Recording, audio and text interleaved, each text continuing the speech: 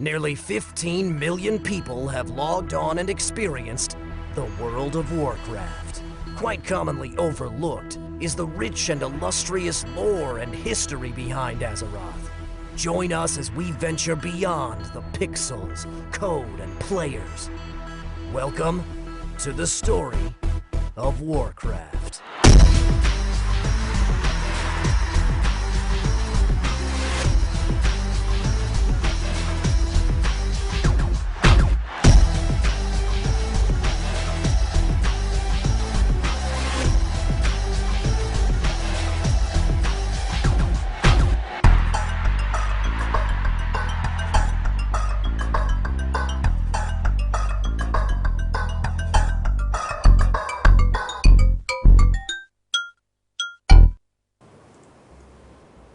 Ladies and gentlemen, welcome once again to Bewaither's Lore right here on youtube.com/The Smoking Gamer. We are live. Today is June the 14th, 2013. I am Pride, joined today by Necroxus.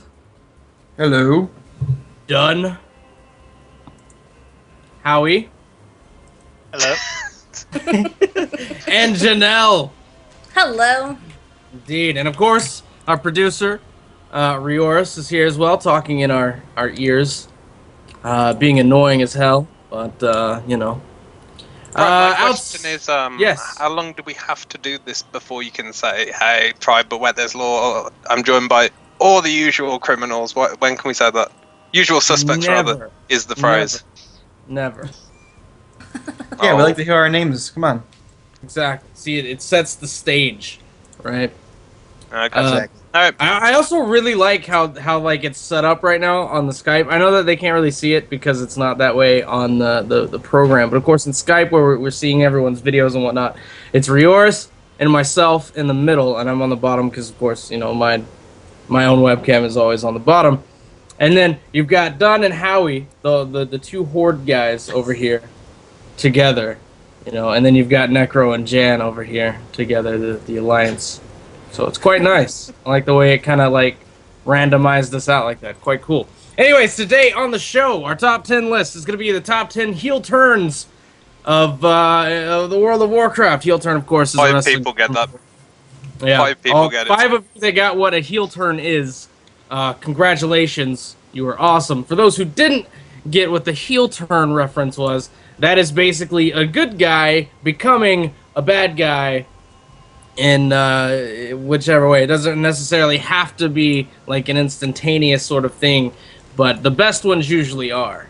Just that moment of like, oh my god, right? As Joey Styles would say.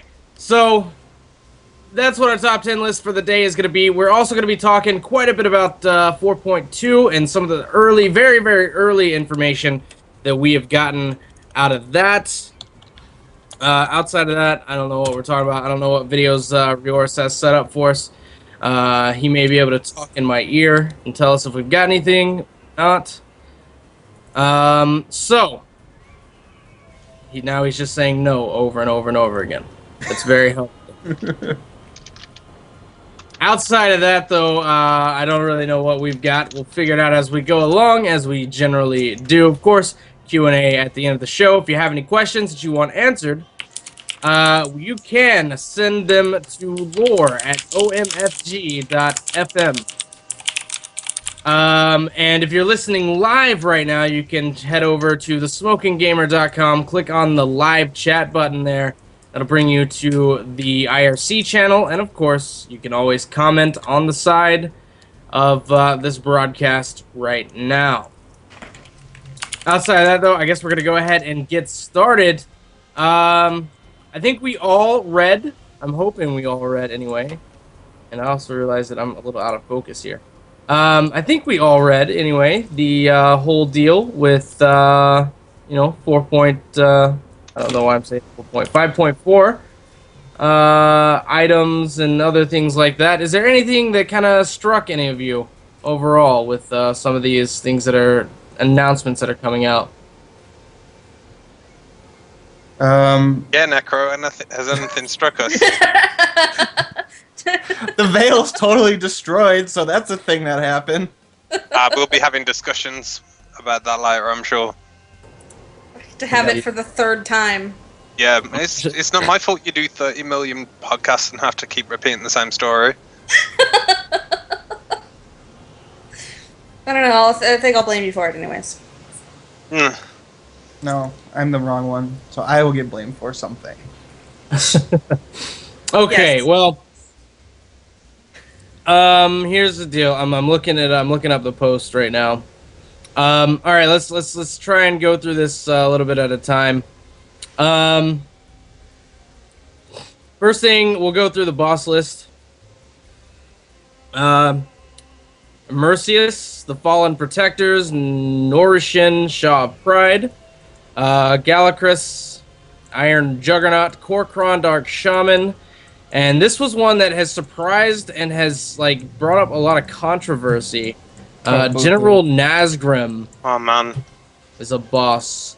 I like Nazgrim. And, a lot of people It's a like shame. don't think that that's the way it should be. Who fucking who, Horde? Bolvar says hello. Seriously. QQ. Bolvar says hi. Yeah. No, and then you got- we'll talk about that later as well. We'll talk about it here. We can talk about it here just after I get done with this list. Yeah.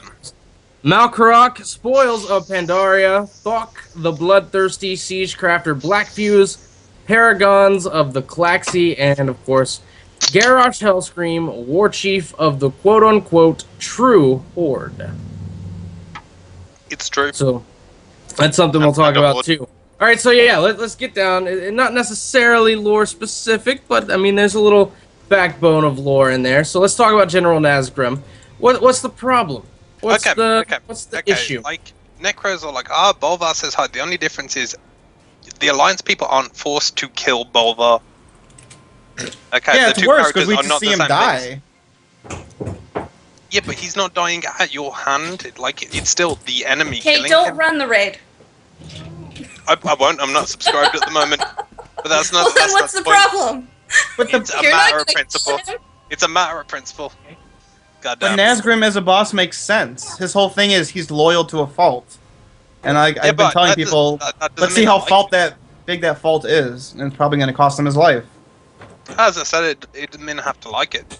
Love you too, Kinsey. I'm of the opinion, and I have been since they announced the Orgrimmar raid, that the general we come up against, we're not going to kill, we're going to get him to like 5%, and then he's going to become the second in command of the new war chief. I could accept that. I like Okay. Nazgrim. Like, I mean, He's a good guy.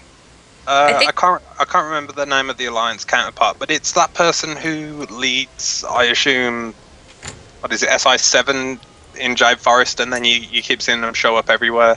Admiral, what's his name? Taylor. That's one. He's at him. Yeah. We Yeah, get nice that. guy. But see, I mean, of course, I missed out half the conversation. I had to go. I don't know if you guys heard the little sister like beating on my door like someone was dying. But Are they? no, she just wants in because she's bored. Basically, I just want to take a step back because you like jumped right into the differences between everything between him and Bolvar because of what Necro said. But like when I wanted you to explain it, I kind of want to just take a step back. And what is the problem being? Well, that sort of like Bolvar, which was a huge, Alliance hero that we spent a lot of time with in the game. General Nazgrim is sort of that same way. Especially in Mist of Pandaria, you've spent a lot of time around him with him guiding you and things like that. And now the Horde is going to have to kill him in a raid. And so that's kind of been some controversy and some outcry from the Horde there. But for all the terrible story and all the bullshit that the Alliance has had to go through, I don't really feel that bad. Matter of fact, I don't feel that bad at all. Especially, Exactly. and then from a lore perspective, it makes absolute and total sense because if Garrosh Hellscream, if Garrosh Hellscream is going to be that guy that ends up, going all evil and whatnot, then, boom. His right-hand man should be too. And Janelle's saying that you already said all that. But like I said, I didn't hear shit because I had to deal with a 2-year-old banging on my door. So yeah. I'm only laughing because if we hadn't already said it, Dunn would have probably been arguing with you. So he's not saying anything anymore. No, I stopped listening because it's been said. See, exactly. And also like trying not to yell at people watching, because I'm just gonna repeat this one more time. I mean, we don't know that we definitely kill him, and totally be fine with like beating him in submission because he's a nice guy. But it's not the same thing as, and this is something YouTube chat saying as well. It's nothing like Bolvar. The Alliance didn't have to kill Bolvar. I never made that point, and I still don't care. Like, I'm not even sorry you guys got to lose one of your generals. We had to lose cities. We've had to lose generals. Yeah, really. We have to lose all sorts of shit. You guys can suffer. Jan, the difference is I don't give a shit about your losses. But this Well, is like the majority of the 7th Legion. Shit about your losses. That's what I'm saying. I don't give a fuck. That's to what the I'm loudest. To the loudest will go the win, I guess. No, there really is no winning. It's just, it's high time that we get a little vengeance for all the neutral, all of our heroes that have become neutral, or all of our heroes that have died, or all of our cities that have been destroyed. It's okay. Whole character's still gonna get the credit for it. So. And besides, it's not like the Horde get to have all the story all over again this patch. Right. Nah. It's like barely even featuring the Horde. You mean the Alliance actually gets to do something? We're barely in it. Yeah, whatever. Okay, and then there's, the actual notes and whatnot. So, moving on with some 4-point, god damn it, I keep saying 4-point. 5.4. You've got Garrosh, like, there's some confusion because they came out and they said, I don't remember exactly when they said it or where they said it, but they said that Garrosh does not become corrupted. But if you're looking at all the data mine stuff, I mean, you look at Hellscream's model in, like, stage 3 or whatever, and he's completely encased in the, in the Shaw, right? Like, he's got, like, a Shaw armor deal going on. Who are we talking about, sorry? Garrosh. Oh, He said he wasn't going to be corrupted, and his model is corrupted. Right, and there's a lot of stuff that kind of points towards it being corrupted, right? But technically Blizzard didn't lie, because as far as we know, he is not being corrupted, he is willingly, like, subjecting himself to the Shaw. Like, he's not being corrupted into working for the Shaw. He's actually kind of the opposite. He's almost using the Shaw to power himself. The sort dude of like, has eyeballs on his shoulders. I'd say he's fairly corrupted. well, I mean, sort But he of does like to himself. He's okay, not being no, but that's corrupted, not that. he's No, because let's take a look at Illidan Stormrage, who used the power of the Skull of Gul'dan and whatnot. He had wings and fucking purpley and had no eyes. Period. So like, He was purple anyway. well, you know what I mean. Like he has the tattoos and all that shit, and he looks sort of demonic and whatnot. But Yeah, he was so- in total control of himself and his actions. That So doesn't mean- just that because doesn't you mean he wasn't look corrupted, ugly though. does not necessarily mean that you're corrupted. And that's the point we're making. You can still be corrupted and in control of your actions, though. I think it's, I don't remember who said it, but they basically said everything, it's one of Blizzard's employees, everything is a weapon to Garrosh. So Right. he's not, like Pride said, he's not corrupted, he's just using this new weapon, and it just happens to grow eyeballs on his arms. Okay. No, at the point where you grow eyeballs on your arms, you can safely say that you are corrupted. Whether you were still in charge of your decisions or not is neither here nor there. That doesn't weigh in.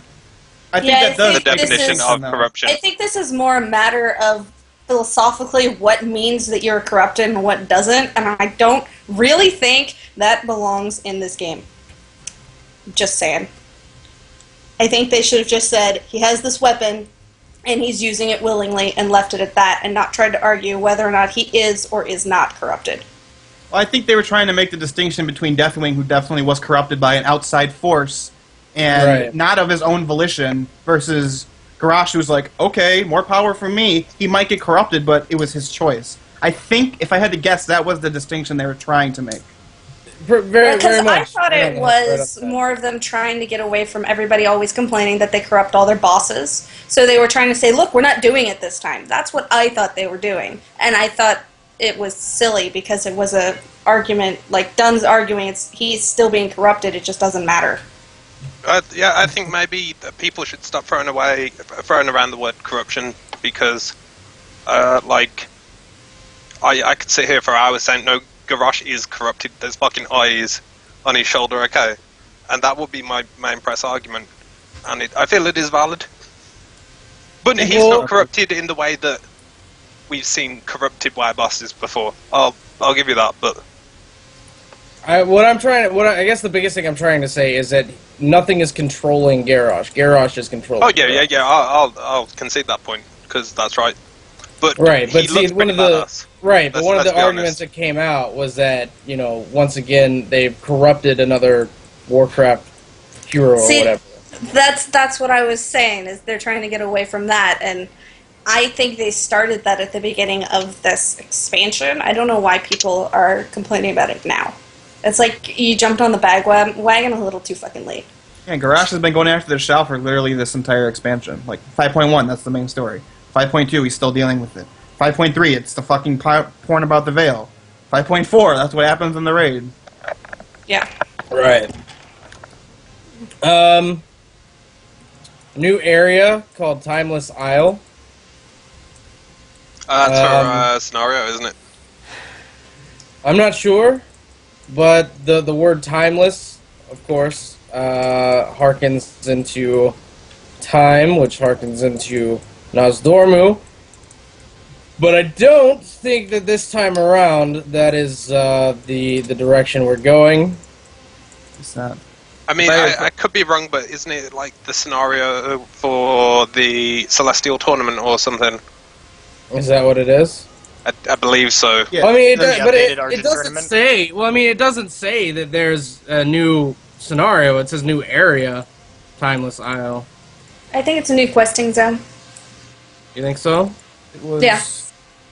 Because I didn't see anything else that looked like a questing zone. So that was my assumption, because they always give us dailies or weeklies now. So they're gonna give us something, and I think that's gonna be it. It could be it. And then there was some other things that I think Dunn, you said something earlier about the Yes. veil. Yes, I did. No, that was It's Necro. odd. But oh no, we said we were going to discuss it. Dude. Yeah, it's stupid. No, Alright, okay, well, so explain to us okay, Coming is out happening? swinging. He's coming out swinging. okay. Now here's the deal, Tell us what's right? happening. From the best of our knowledge at the moment, the raid, the Siege of Orgrimmar, actually begins in the Vale, and you've got to fight the Water Dude, and then some other dudes, and then you eventually go to Orgrimmar. Now, I think this is stupid. Why? Yeah. No, like, the way I see it, like, okay, so you got 5.3, you're preparing for the siege, and then you leave Orgrimmar and then come back. It just didn't make sense to me.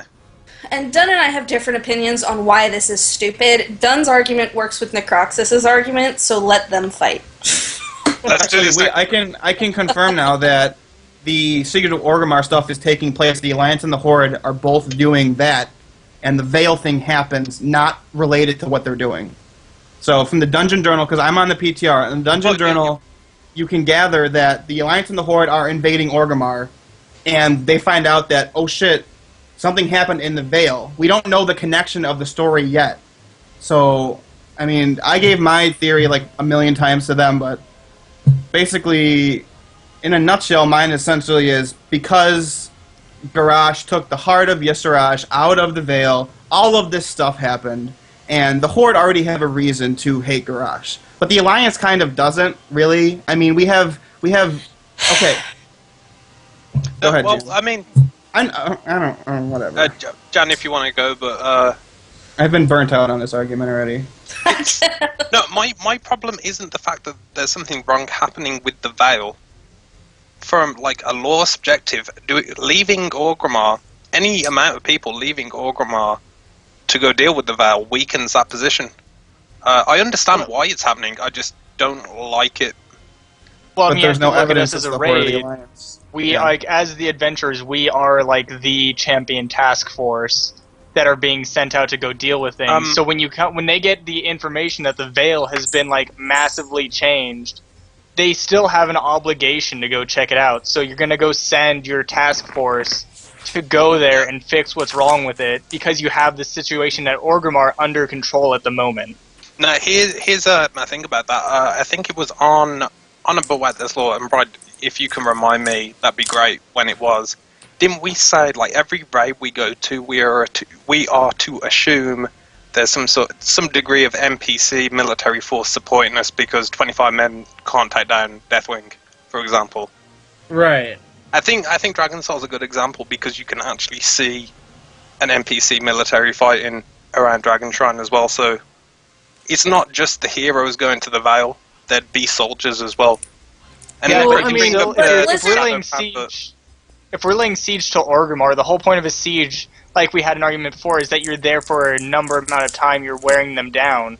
So if we're maintaining the siege, we can spare the people as long as you maintain the siege, which is what we end up doing because we can come back and then attack. But you have to get the priorities that are important and the most alarming in check first.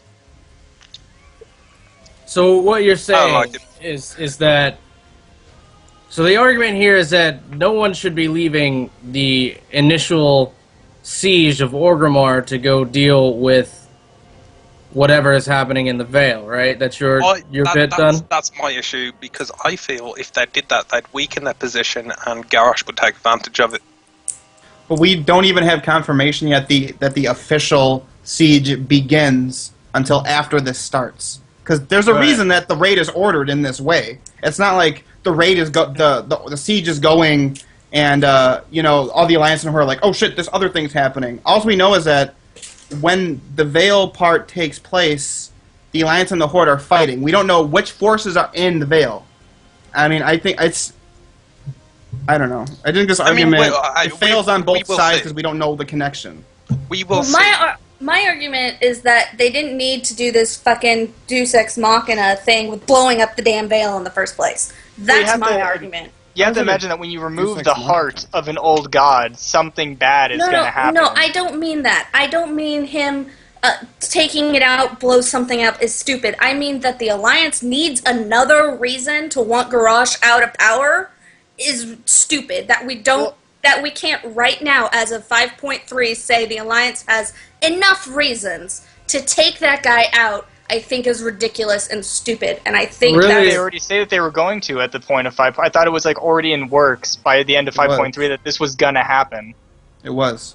And then at the Variance is a beginning layer of to the player. 5.4, Yeah. this just isn't. I mean, it's not Right, a reason but- why you're going.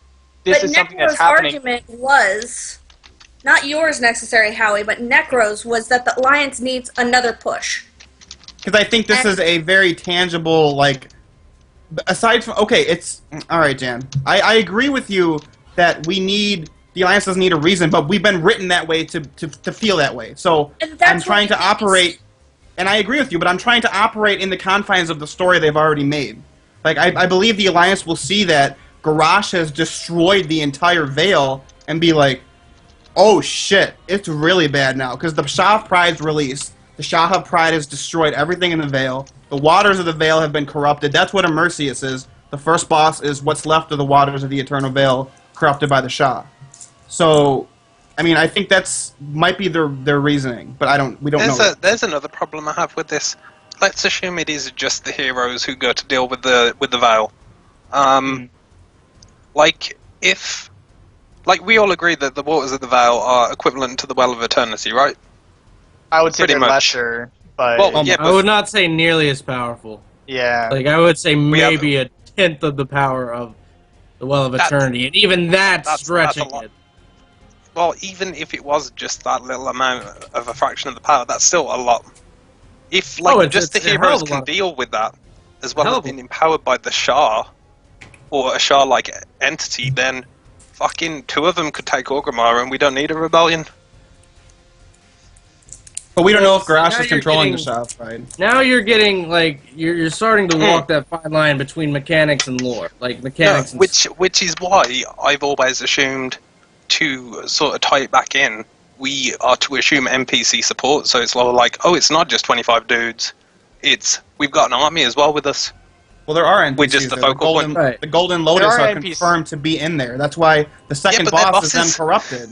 Yeah, but we don't know this. But it's a continuation of a story. It's not just one thing happens and then the shop probably gets unleashed. The Golden Lotus is already there because that's their job to protect it. And as it's getting worse, then they finally get corrupted. There initially is an army there. It's not the Horde of the Alliance. It's the Golden Lotus. We could probably also assume the Shadowpan are there too, because they've been taking up residence I would be there surprised after. if they weren't there. Yeah. I'll give you the Shadow Pan, but I would, if the Golden Lotus aren't already corrupted by the time we get there, I will be very surprised. And I'll take it all back if that's the case. But, Either way, though, you we'll see. were correct in the sense that like when you as are in a 25 player or 25 man raid group or 10 man raid group, whichever one, it really doesn't matter. Story wise, it's not those 25 people or those 10 people that are destroying whatever is happening. They are 10 of whatever people are there. Like they are 10 additional support yeah, I members. mean, to you the whoever's I would argue fire that are we're just the the, most- I'd say unless in a very important NPCs there, I'd argue that we were the champions that are supposed to represent whatever force is behind us, but we are the leading people unless, like I said, there's a major NPC with us. oh yeah, Sure. but there's still, like, foot soldiers behind us. Right, but it's not just 25 people, or it's not just 10 people, even though, like, you No, look yeah, at yeah, it, for and sure, generally speaking, it is just those 10 people inside the raid, but story-wise, there's more going on than what happens in game. We're just taking the brunt of it. We're going into the Right. for the bigger I mean, people. we're just the focal point because, the we story need- follows us as characters. yeah. Yeah. It's just like in a book where, or a movie or anything really, where, you know, some person is in an army and he fights and he's, you know, particularly skilled at any, you know, whatever. Like, the story follows him because he is particularly skilled, but that doesn't necessarily mean that he is the strongest person in an army. And, of course, there are thousands and thousands of other people in said army. It's just that he is the focal point of that story. Yeah, I mean, part of my problem might be I've been reading, like, the Game of Thrones series a lot, right? So, if I was setting up a siege in that universe, and then someone left to deal with something else, like, they'd just all get slaughtered. Everyone would die horribly. But a And siege is maybe still that's a how I sie- a like. siege. That's I mean, how I like my fantasy. So maybe I'm sure, being but colored by a Right, but a different sort. siege doesn't necessarily mean that Garrosh is stuck inside Orgrimmar with his armies. He could Right. attack us at any point in time, but maybe that's why we have to go back to Orgrimmar in the middle of the fucking raid, because, oh my god, while we went away, he attacked, and now we have to deal with this. right. I'd like that, but I don't see. That would make it acceptable to me. And I mean, I'm only one person. It doesn't matter if it's so acceptable here's to the me. thing. It doesn't but really matter what's yeah, yeah. acceptable to you because Yeah, as I was going to say, but as I'm the only one arguing the point here, I'm just trying to get what you're saying because we're kind of like all over the board at the moment. with I don't this like whole- it. That's what I'm saying. I mean- And I think it's a Deus Ex Machina, so that's your opinions right there. I mean, Blizz might bring me round. I'll wait till all the information is available, not just like partial dungeon journals. I'll wait till everything's up, and then I will make a reinformed decision. Can I mention my favorite boss that we've found out in this raid? Mhm. Paragons if of the it's not that- Galaxy. Oh, Holy I thought you were shit. going to say that Iron Scorpion thing. No, That's cool. Well, it has a cool model, but from a lore standpoint, the Calaxi are now attacking us. We've gone from helping them, and now they're like, well, I guess the Heart of Yasarj is good enough for us. That's what I think it is going to be. We don't know yet. The Heart is confirmed to be in Orgrimmar. There's a model for it in the game now. The Calaxi are the penultimate boss to the raid. So, unless they're directly following Garrosh, which I doubt Are that's they? what it is. No, I don't think so. We don't know, but I don't think that would be. I think it makes more sense for them to attack during the chaos, trying to get the heart back. I mean, They're I always- didn't know that they were the penultimate They are. part. I thought it was the It's- Shaw of Pride that was. It goes No, he's Mercius. No, yeah, Pride read them all, I believe. already. So yeah, It goes Immersius, then the Protectors, then Then the it's Shard an- Ride, I that think, off is- the top of my head, isn't it? No? it's the Shao Prize, the 4th boss, Ah, okay. and then that's the end of what we think is the Veil part, and then we go to Orgrimmar, yeah. and then it goes towards the end. It goes Klaxi, and then Garrosh is the last one. So, I don't know. I find that most intriguing. Okay, I wanna thought look- you meant the penultimate part of the Veil of Eternal Blossom, which for me, I feel like the Klaxi make way more sense being there than they do where they're currently at. Well, there's I also a would fight like called the. to Go ahead. see them like trying to take the heart from Garrosh. I think that would be a fun little thing to do with them instead of just having them as this massive force that could potentially take over all of Pandaria and never fucking does anything. Well, the Klaxi on their own aren't large. It's that they're really skilled. Like, we literally fight every single... I believe there's 10 that you can quest through in the game. We fight all 10 of them. Like, they're Well, all... doesn't one of they're them all- die in the quest through in the game? Well, I was more referring yeah. to all the armies you have to blow up while questing in that area. Oh, I mean, right. you're constantly just shooting them out of the sky. Right. That's- I think I did that 4 times. Again, waiting for Blizz to prove me wrong, but I see the Klaxi serving Garrosh because they're serving Yashar's... Yashar... Well, how'd you say his name again? We keep getting yelled at. Yasiraj. Yasharaj. There we go. I still got it wrong. Fuck it. I think His that'll be name is the serving... Y-Man. They'll be serving Y-Man. the All God. The Y-Man. And like serving Garrosh by proxy because he's in possession of the heart of Thingy.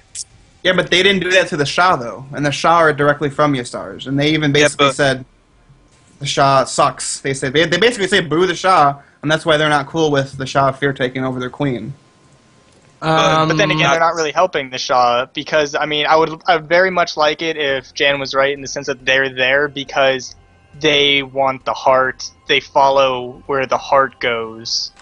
Because if you know, like I said, they're not where the Shah of Pride is. They're not helping him out. They're helping the guy with the heart out. So what their motives are behind it, we don't know. But I very much like it that they're following the heart and not the Shah because that makes a lot more sense for what their story has been. I'd prefer that they were trying to take the heart back, but I think they're going to be serving Garrosh because he's got the heart. And I don't know, I think it just seems too easy to write. Well, we shall see. Yeah, for real. Like, Well, they've been Blizz- written as followers. I mean, they haven't really ever led anything. They've always just been following. We listen to this person. We used to listen to this person. Now we're going to listen to this person. They've never just kind of been their own thing. So, Okay, so outside of that, I found out what the Timeless Isle is. It's a Is that pet the thing battle- where... Okay, that's what I thought. pet battle tournament? Oh. yay! Oh, is that where you can win the, like, August Celestial version, like, battle pets? I don't know. It just believe- says Because they look just pretty says the badass. Timeless Isle is a pet battle tournament area. So excited. Yeah, pet battles. Apparently, there's some Hearthstone stuff updates. You guys have So, been yes. adding in, like, quotes? Yeah, Like, hero quotes and stuff. yeah. There's something else I wanted to kind of bring up, and it's just totally slipped my mind. Not that it matters, though. We need to go to break. It is that time, so stay tuned when we get back. Top 10 list. Top 10 heel turns. We'll be back, guys. Want to stay up to date with all the latest happenings around the Smoking Gamer and its crew?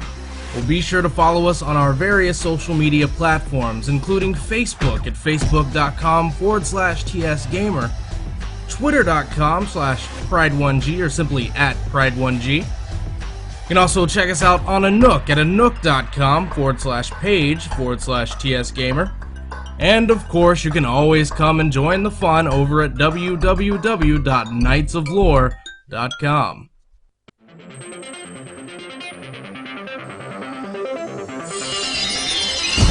Hello and welcome to the Oddscast. Some people think that the art needs a little bit of polish, but you know what? Mechanics totally make up. Gentlemen, my name is Total Biscuit. Welcome to Content Patch. Hey, how's it going? You ready? This is let's get back to some more StarCraft 2, Heart of the Swarm. You're watching Day 9 TV, where you learn to be a better gamer. Alright everybody, welcome back. Sit for my guys, prepare for the end. Everybody, Markiplier here. We just hit 300,000. I'm not so proud. Hello there, everybody. Welcome to another sensational video.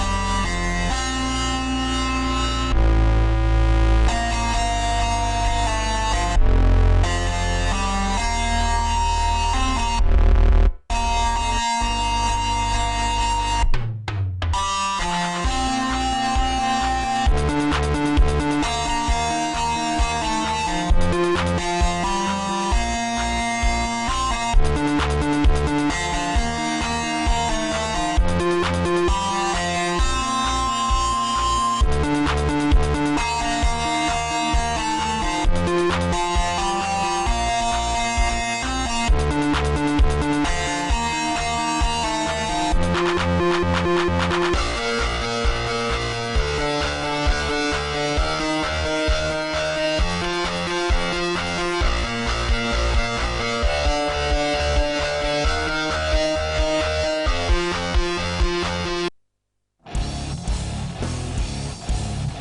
for listening to But Wait, There's Lore. Show your support in the real world by picking up one of our brand new Season 6 But Wait, There's Lore series t-shirts, only at printonblack.co.uk. Order before July 31st for a chance to win this exclusive TSG Jade logo shirt.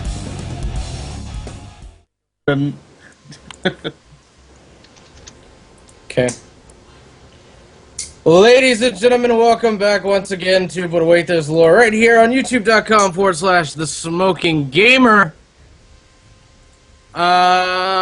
Just to clear up a couple of things from the break and whatnot, someone asked me about the rumors of Stromgard. It's confirmed to not be anything in the game. They were apparently they were testing something. Although Necro said it a lot better than I did. I'll just leave it to Necro. What's the deal with Stromgard?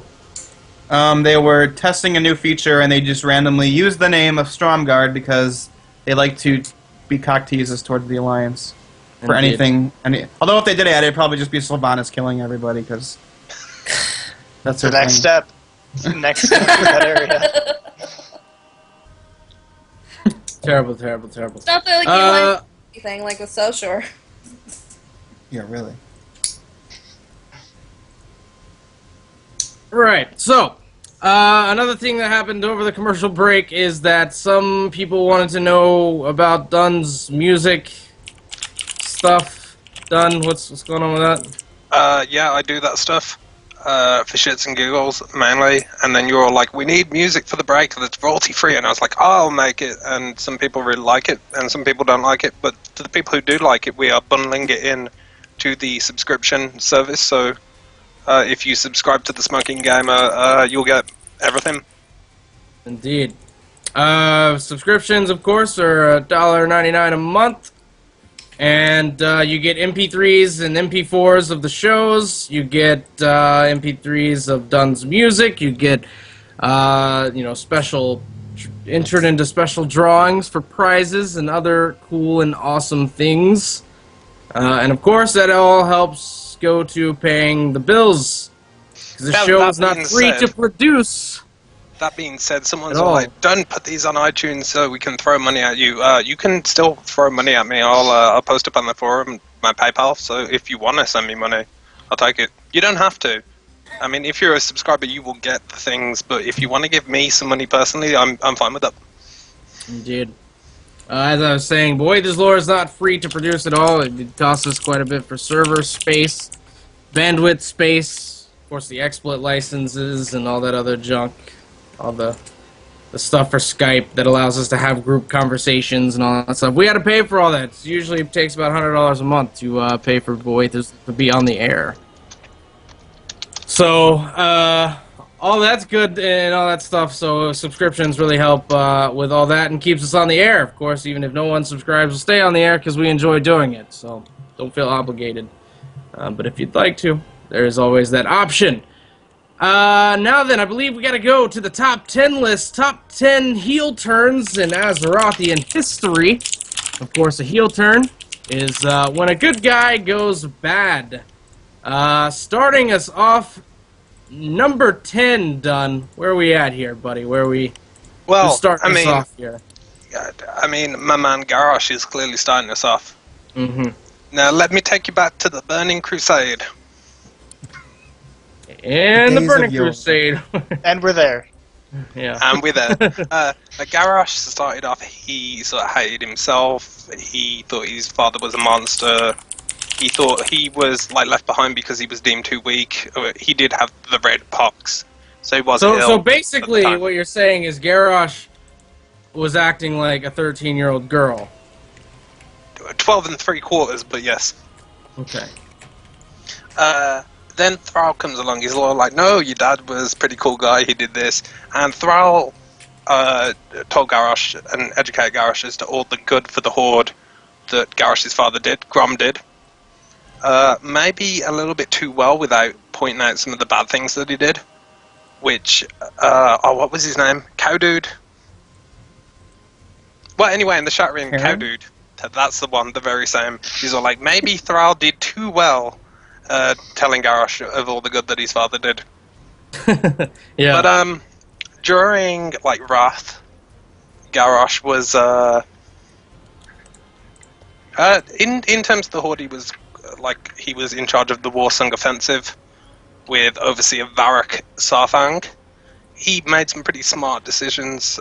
In his short story, one of these decisions is outlined where he punished the orc responsible for the attacking the Alliance from behind in one of the gates. I can't remember, up in Icecrown. Necro, do you remember which gate it is? No. Actually, no. It's the one by Crystal Sung Valley, or whatever that place is called. Crystal Sung Forest, rather. Garrosh brought that dude back. He's all like, "Don't do that shit again, or it'll be your head." And Thrall was all like, "That was a good decision. He did wrong, and you disciplined him, but we do need good soldiers and leaders. So you did all right, Garrosh." Oh, there is called the Broken Front. That's the one, the Broken Front. Thank you.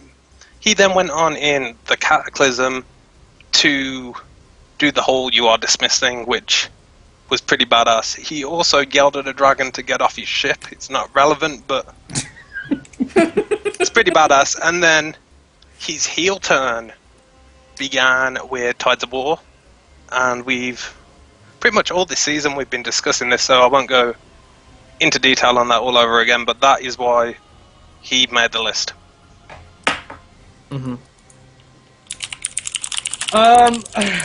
Indeed. All right, so we'll head on to number 9. Number 9 on the top 10 list of our top 10 biggest heel turns in Azerothian history goes to the one and only Kael'thas Sunstrider.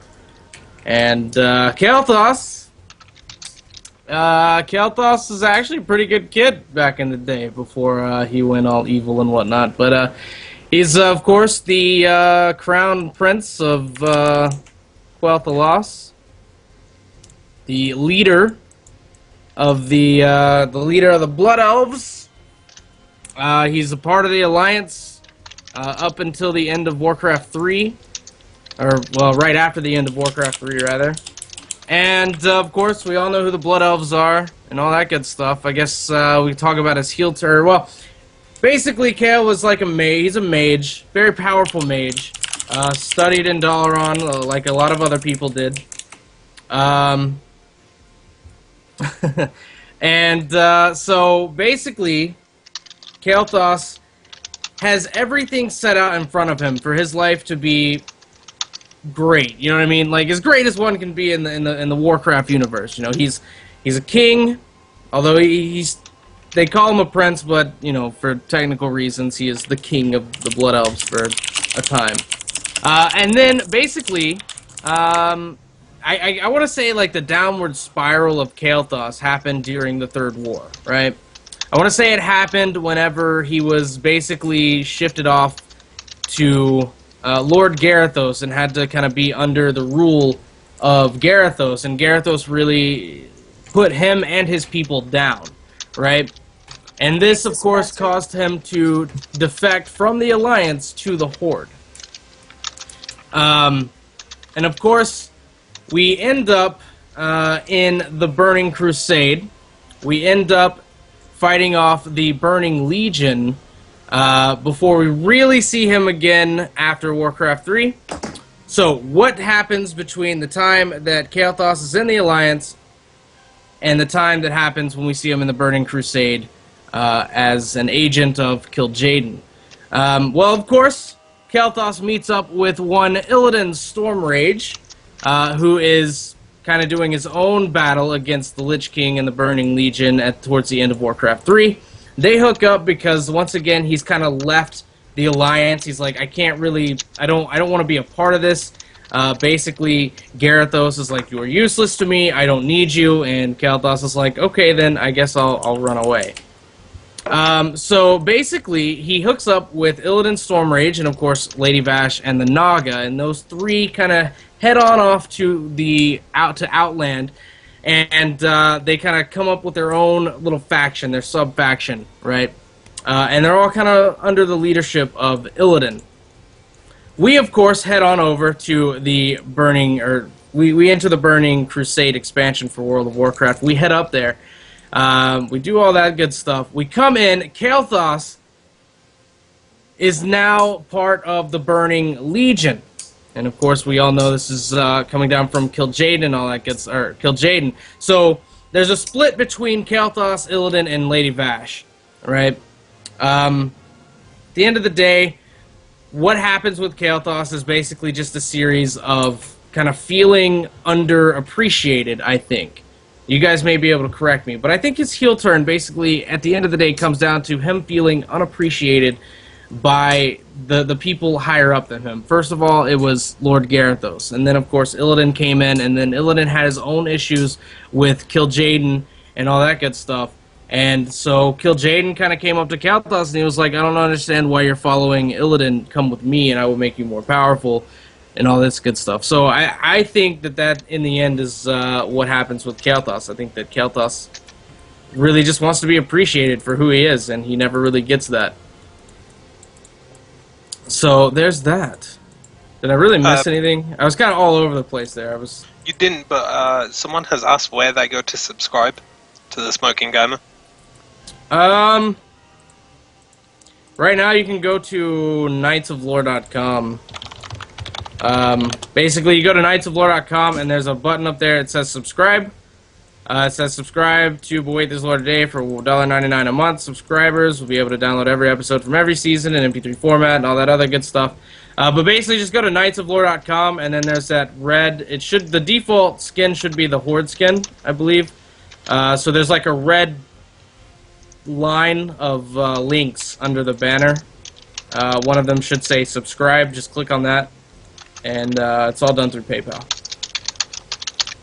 But moving on to number 8 on the list of top 10 heel turns in Azerothian history. Janelle, who is it? That would be Malygos.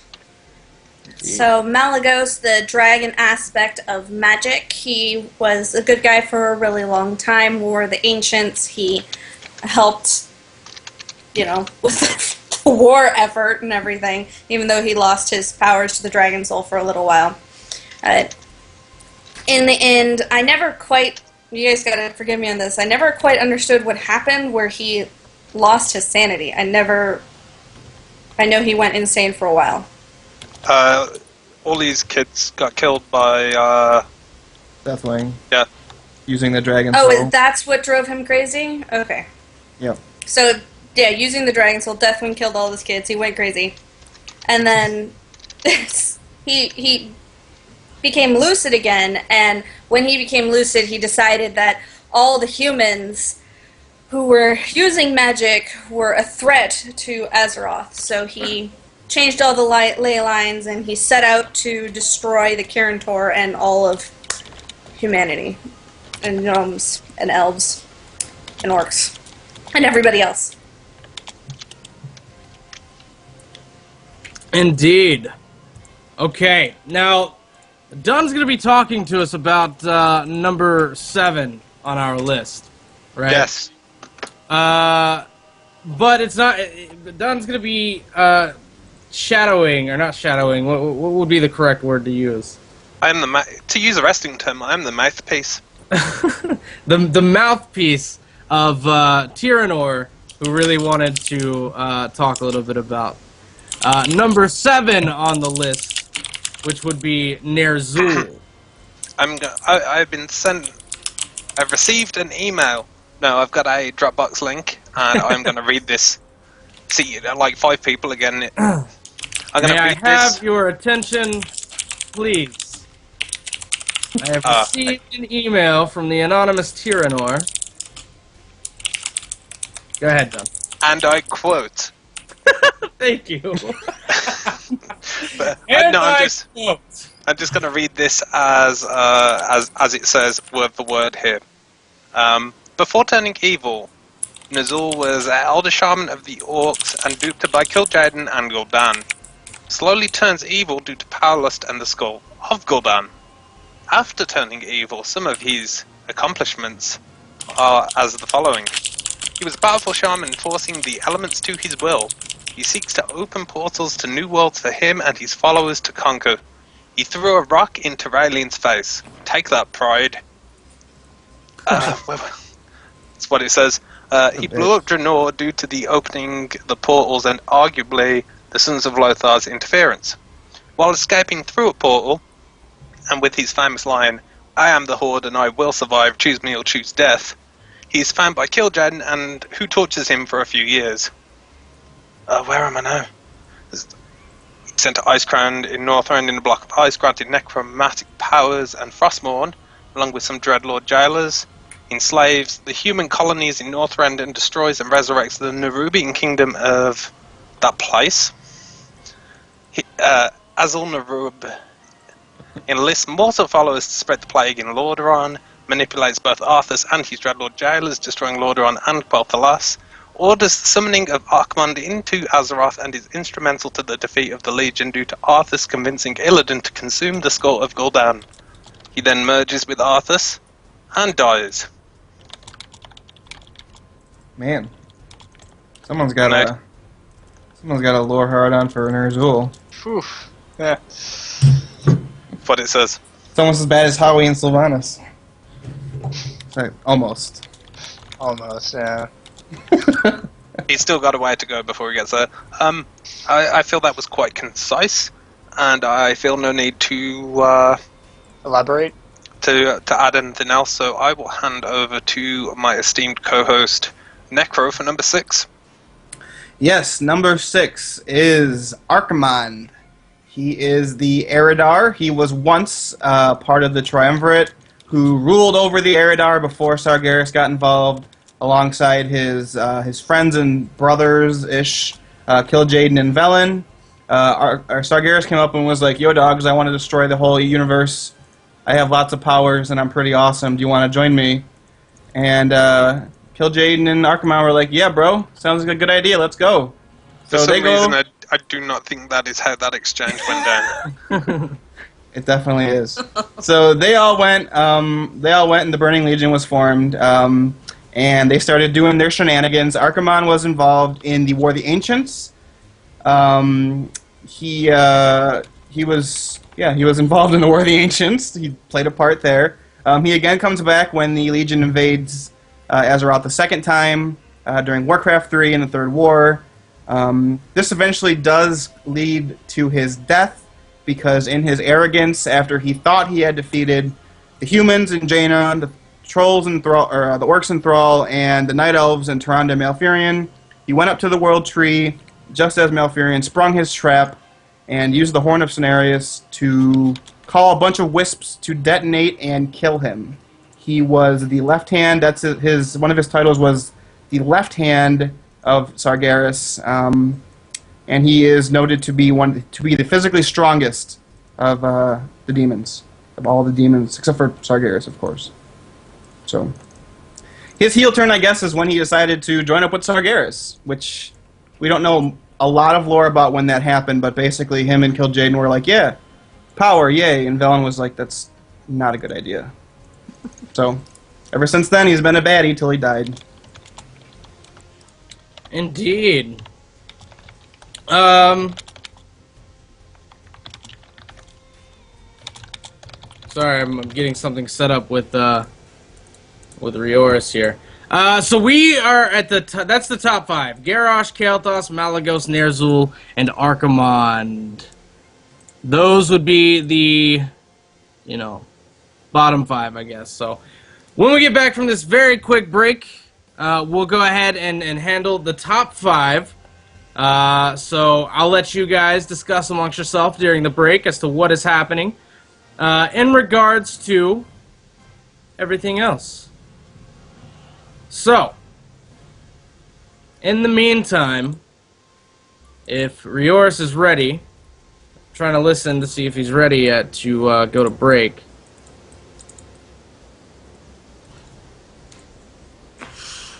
Thanks for spoiling it, do viewers. Do not. Rior's is so confused right now. Rior's is freaking out. He's like, you want me? You know, he's so mad right now because I'm giving him more shit to do in the show. No, just a normal break, Rior's. No, don't play anything that I've sent you within the past 5 minutes. Okay? Alright, we're gonna go to break now, ladies and gentlemen. We'll be back shortly. Want to stay up to date with all the latest happenings around the Smoking Gamer and its crew?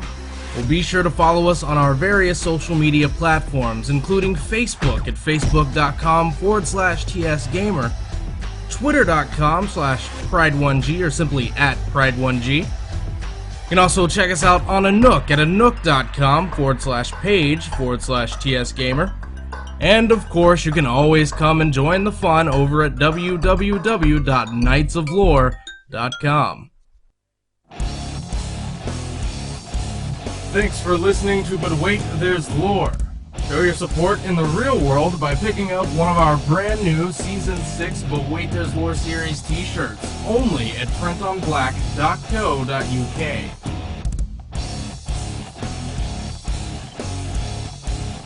Order before July 31st for a chance to win this exclusive TSG Jade logo shirt.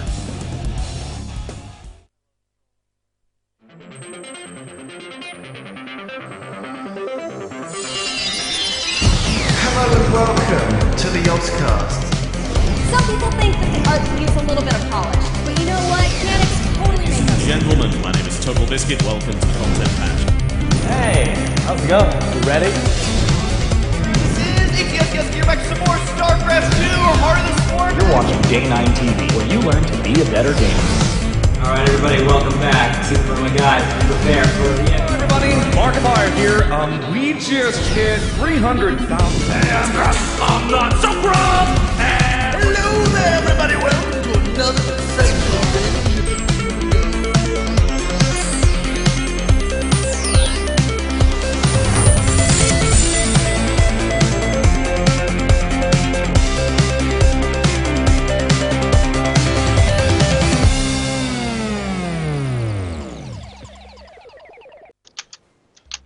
Ladies and gentlemen, welcome back once again to But Wait, There's Lore right here on youtube.com/thesmokinggamer.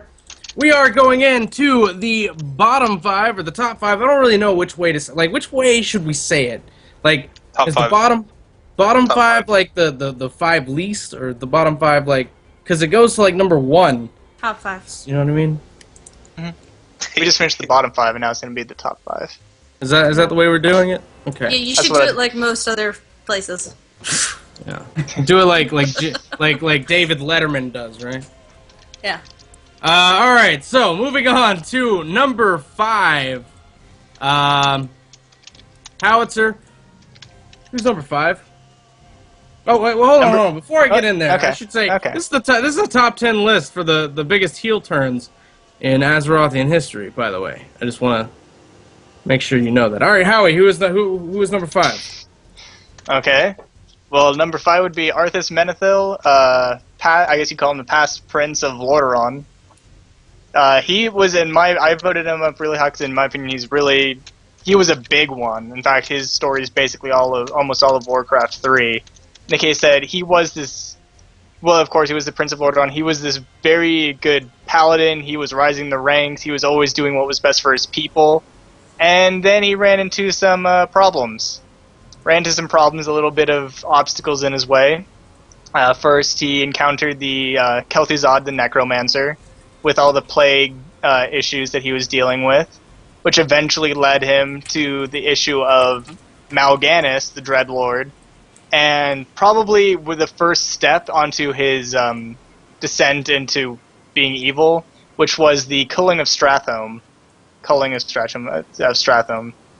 Which was basically he was so against his people being turned into the monsters and being served for evil that he decided it would be a better idea to kill them himself. Because that's just the logical next step. You don't want them to become zombies, so what you gotta do, you gotta kill them. All of them. So basically he has this race to make sure that Strathome doesn't become a force against him, And that's really his first descent into madness, and even Uther the Lightbringer, his mentor, his teacher, his almost not like a father figure, but very close to it, I'd say like an uncle figure, even looks at him and is just like, what are you doing? But of course this isn't enough for Arthas. He has to follow Mal'Ganis to the ends of the earth, which leads him on his way to Northrend. And in Northrend, a bunch of stuff goes down, but really the main thing happens that he finds the Runeblade Frostmourne, which is really... He was on the edge before, but this is what really sends him back, because this is the Cursed Blade. It has the essence of, I can't believe I'm forgetting his name right now.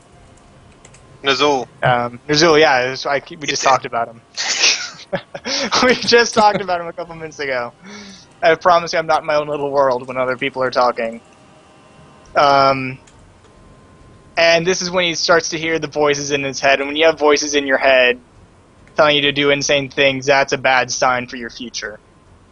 No, it sounds awesome. Yeah. I wonder if once the list is finished, I want to see how many people just heard voices in their head and that's what happened to make the turn. Well, hold on. We can take a look at it. 1, 2, 3, 4, 5. Half the list. Half the list heard voices in their head, and that's what turns them. Yeah. So, okay. Yeah. Okay. Moving on to number 4, top of the 10 heel turns in Azerothian history. Who is it, Jan? Kil'jaeden is number 4 on the list. Originally, Kil'jaeden started out on Argus with Archimonde and Velen, and they were best buddies, like I'm sure Necro said before. And then, just like with Archimonde, Sigurus showed up and was like, bros, power. And they said, okay. And then Velen left, and he got really angry because he didn't, I guess, agree to have lots of power. So he decided Velen needed to die since he didn't have power. And he's been chasing them ever since. Yeah. I like it. Sorry. When Necro was talking about Archimonde, I was like, great, this is my entire topic. I like how we've just decided Archimonde and Kil'jaeden are just bros now. Like, that's how they are. Well, I mean, Valen's not. All three of them are bros. Well, here's my thing. At one point in time, and then they bros stopped as in being the bro bros. sense. Like, yeah, bro. Like, that's how they are they now. drank together, they hit on all the Eridar chicks together. They were big players back in the day. Yeah. That's what they were leaders. All the leaders get the girls, right? Bill Clinton? I love how, like, this debate is happening and I'm yelling at Tyrannor in, like, the IRC. It's like, don't you delete my fucking thread. Okay, so here's what I don't get. Now we can kind of talk about this a little bit. Kil'jaeden is number 4, but Archimonde is number 6. Arthas is in between them, but the heel turn stories for Archimonde and Kil'jaeden are exactly the same. Like, they happen at the exact same time. No, I remember why. I remember why this is. We voted it on the severity of the impact that the heel turn had on the world as we know it, and of course, like, Draenor wouldn't have happened if it wasn't for Kil'jaeden, which I'm sure Jan was about to say. No, I got distracted by trying to make my story unique. Just say yes. Just say Yes, that is exactly what I was totally about to say that. I was totally going to say that. Yeah. Well, there you go. Moving in now to the bottom 3, or the top 3, whatever the fuck it is. Top 3, probably. The top 3. The 3 biggest heel turns in Azerothian history. Number 3 is Medivh, the Last Guardian, or what should have been the Last Guardian, because we don't need this, whatever little child running around. Doesn't exist. Doesn't exist? Yeah, he's there. He's out in the world somewhere. Somewhere. That's my question. Where the fuck is Medan right now, right? Like, seriously. Shouldn't he be able to one-shot all these Veil things? of Eternal Blossom. He's supposed to be like an authority figure on magic, but the Veil of Eternal Blossom blows up, and he's like, whatever. Just So, Friday, you're saying that you need a hero? No, whatever. No. It's holding out for a hero. Medivh, of course, was born the son of Aegwin, the guardian of Tears Fallen. And his whole upbringing was to be like the most powerful mage and wizard and all of Azeroth. Pretty much accomplishes this. However, his mother made one mistake, and that was, having her womb imbued with the spirit of the demon lord Sargeras, the Dark Titan Sargeras, the Destroyer of Worlds Sargeras. Whichever title you want to go with there. And so Medivh was basically born with the spirit of Sargeras inside of his body, and by the time he was about to enter his adulthood, he went into a coma, and when he came out of that coma, he was now fighting an ever-battling battle between his own mind and that of Sargeras. So... basically what happens is he creates the Dark Portal with the help of Ner'zhul on the other side, and then the orcs come, and that's just no good for anyone. So, but basically, really, really good guy, was raised right by his father, Neelis Aran, was born extremely, extremely powerful because of his mother, Egwene. He was going to inevitably be one of the the Alliance's greatest heroes, and turned out to be, a huge, huge letdown for the Alliance, because, the Horde. It's kind of his fault, a little bit. So that's number 3, Medivh. Number 2 on the list of top 10 heel turns in Azerothian history, Howitzer. Let us know. Sylvanas, isn't it? Yeah. Sylvanas. No, in all actuality, the number 2 spot goes to Deathwing, also known as Neltharion. That's right. Surely that'd be the other way around. Is it? Well, he's named Neltharion, so yeah. Also known as Deathwing. Well, Yeah, by now it's so drilled in your head that his name is Deathwing that his name is going to permanently be Deathwing, and some people call him Neltharion, which I'm going to butcher to the rest of my days. Basically, what was he his other name? he didn't have another name. No, he did it. It's something Presto. Well, yeah, that's exactly John it's Prestor or something something. Prestor. John Prest. John Davil. Dabble. I don't know. I just say why he's a heel turn. How about we just say why he's a heel turn and move on? He was an aspect, and then he just decided to hear voices in his head. That's a theme that we talked about earlier, which are old gods. Is like, you know what? Kill all your friends. He's like, okay. He heard and the whispers of the old gods. He made the demon soul, which was actually the dragon soul. No, and he made the dragon soul, which is actually the demon soul. It's the other way around. It's really both. Wait, no, he made it, selling it, he sold it. He came into it saying, look at this, guys. It's the demon soul. It's demon soul. What? No, it was the dragon soul. It was the dragon soul. Well, then why would you put your soul into something that's called the dragon soul? That just sounds like it's something you need to be used against you. The demon soul is only named as such for what it did after Deathwing was like, let's be here we honest, go. It's only named as such because, what's his name? Crisis was all like, the demon soul. And then the aspects were like, yes, demon soul.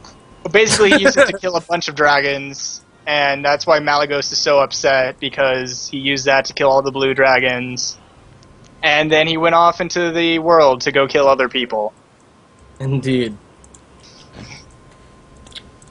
Indeed. Oh. Okay, so number 1, because I've been watching the IRC,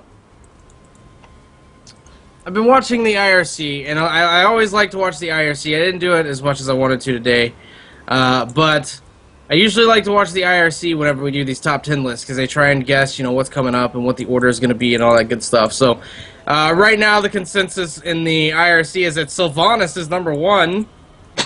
There's people that are thinking it's going to be Illidan. Goel says, Pride, if it's Illidan, please don't make me die. We got Edwin Van Cleef as number 1 heel turn in Azerothian history. Pineapples.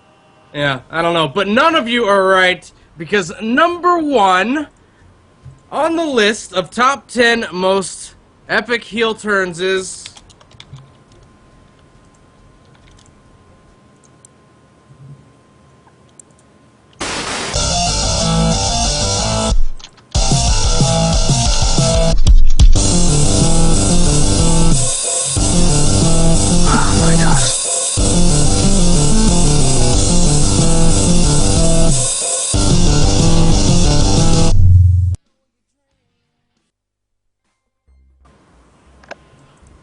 That's right, CM Punk is the #1 heel turn. No, we're just kidding. Of course, the #1 heel turn, Necroxus Sargeras. Tell us what the story is there.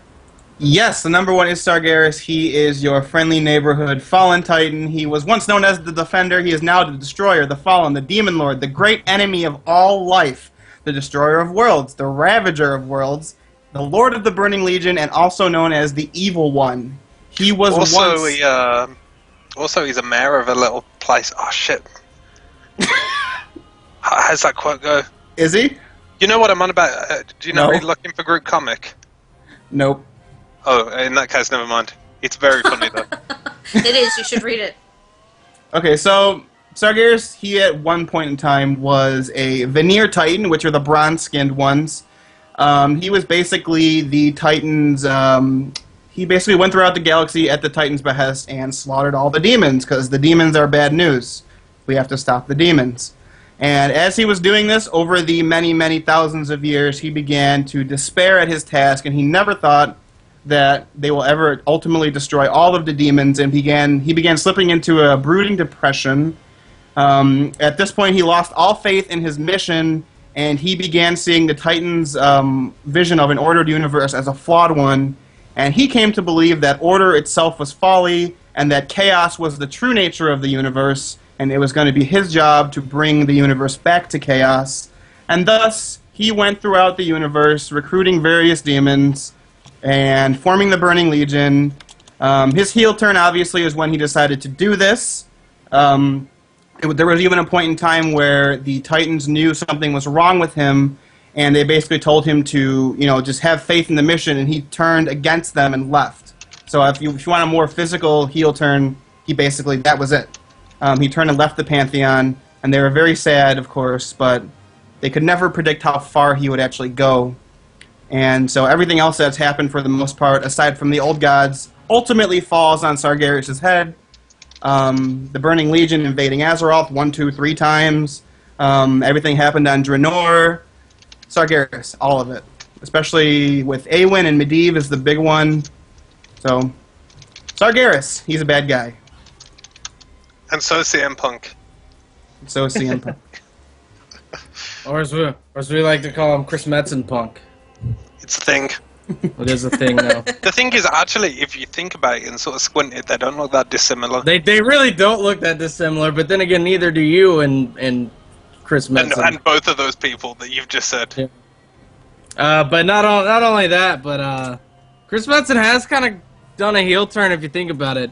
Just saying. From my perspective, anyway. He's, at the end of the day, he's the one that approves all these stories.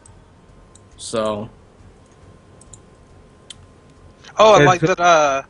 I like that the IRC knew what I was talking about when I said looking for group comic, and now everyone's talking about Richard the Warlock, also known as Dick. The best warlock ever. Indeed. So let's break down this list once again.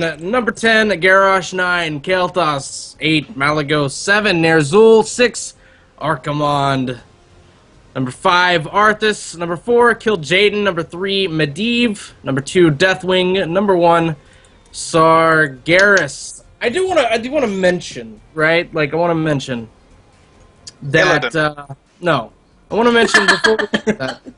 I want to mention that Sargeras, Deathwing, Kil'jaeden, Archimonde, Arthas, Malygos have been on 3 of the 5 top 10 lists that we've done.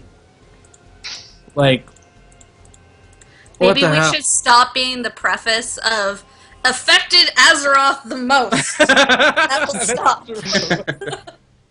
I think the only one that Sargeras hasn't shown up on was the most effective or the most powerful women or most influential rather is what women. No, he was discussed at length because we spoke about yes, Egwin. because we talked about Egwin indeed, but that's the only one he himself didn't actually make on the list.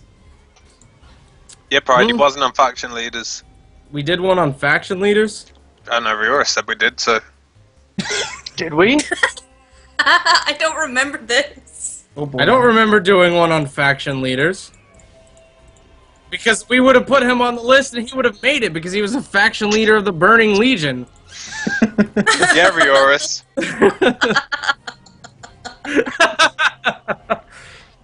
Anyways,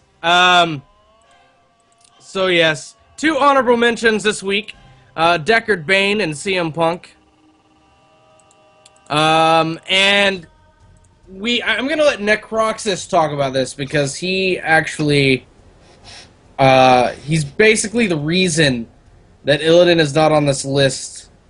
He voted him a 1, which brought him to just under the threshold to make it onto the list.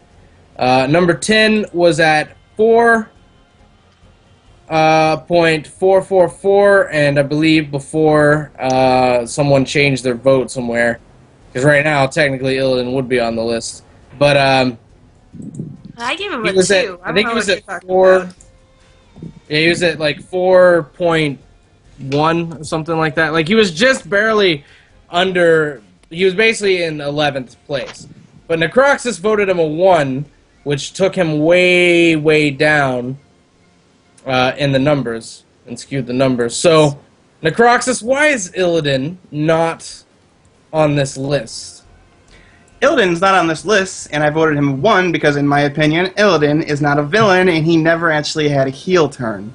For the most part of his story, until we get to Burning Crusade, which deserves its own section to talk about why he does what he does, he essentially is doing things that are going to benefit Azeroth. It's just not to the approval of other people. For example, during the War of the Ancients, and this is the only point that I feel like you can argue.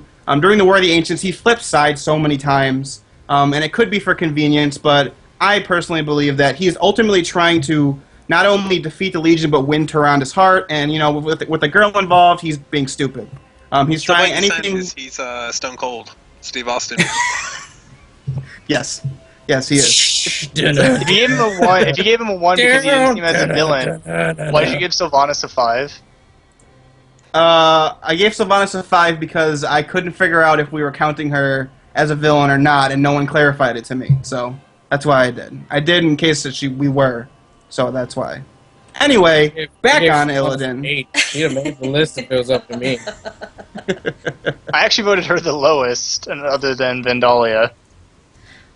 I was of the opinion that Illidan's turn towards evil at the very end of Warcraft 3 and through Burning Crusade didn't really affect Azeroth all that much. I mean, he's an epic character, but when he wasn't evil was when he did all his, all the stuff that affected Azeroth. That was my opinion.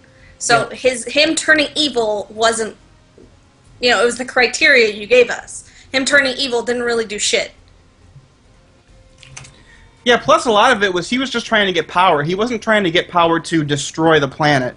He always just wanted to be more powerful, and that's different than basically everybody on this list. When they ultimately become evil, they then try to destroy either the entire planet or large other parts.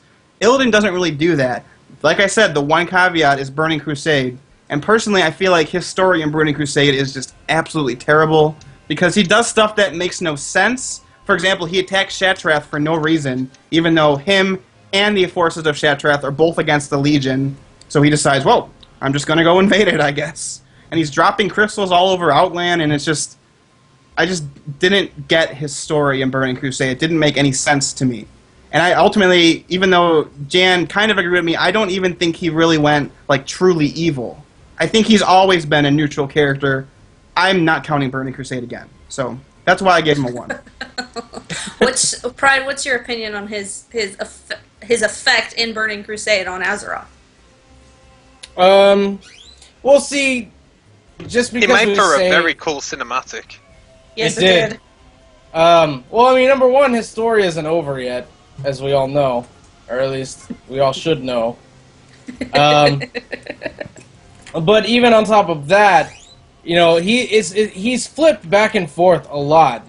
Not just in Burning Crusade, but throughout his outside of his time in prison, he switched quite often. Actually, it's something that he did quite a bit. He basically played both sides. So I don't know if you can necessarily count it as a heel turn, but just on the off chance that we did, which he is on the list, I voted him high because at the end of the day, I think that everything he's done has had an effect on Azeroth because he's always sort of been around whenever he's around. You know what I mean? Like he's in the War of the Ancients, he was a major player.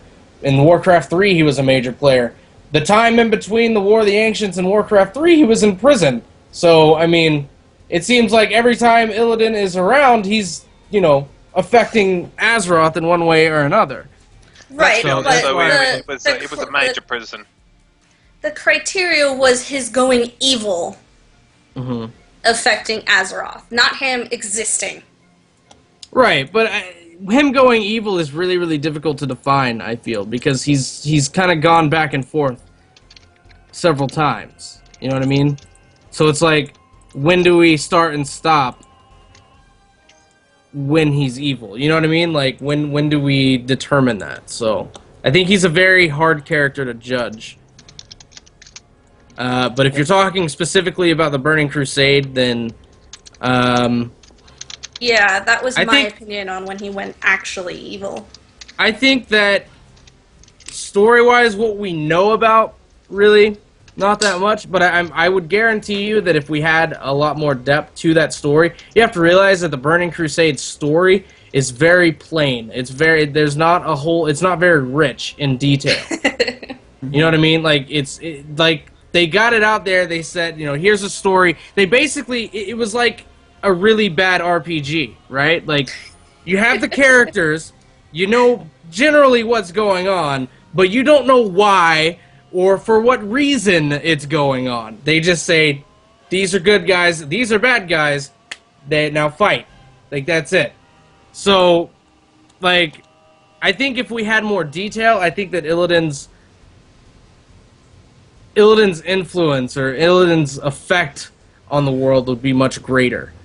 Because I think that there's a lot of stuff that we don't really know. Like, for example, the details of Illidan and Kael'thas splitting up. You know what I mean? Like, I feel like there's a lot more to that story than what we've gotten from the Burning Crusade itself. But that's just my opinion. I'd just like to interject here. Dark Dude 103 said, P.S. The reason CM Punk hasn't been on Raw lately is because you're doing the show. I know your secret done. I know that you are really CM Punk. I'm busted. Yeah, let's pray to God he doesn't get switched to Friday Night SmackDown. That's okay. They tape that on like Wednesday or something. Yeah, no, they tape it on Tuesday. Oh, do they? That's fine. So yeah, there you go. Those are the other mentions that we can make. The Scarlet Crusade almost made it to the list. Not an individual character, but I think that's the only non-individual character, right? Yeah.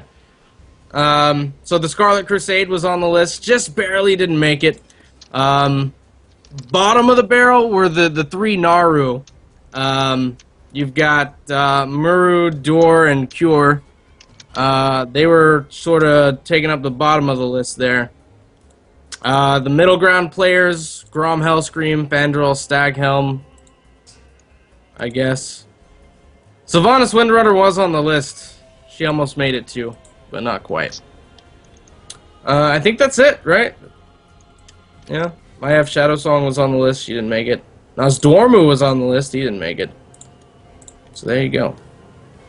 Okay. My cam shouldn't be on. Ugh.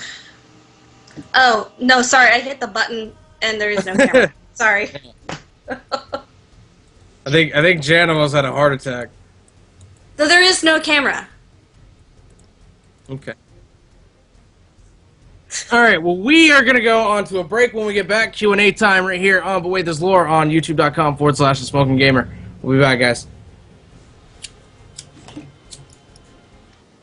Want to stay up to date with all the latest happenings around the Smoking Gamer and its crew?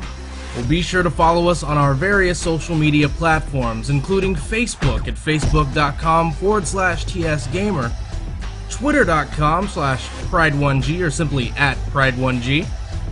You can also check us out on a Nook at anook.com/page/TSGamer.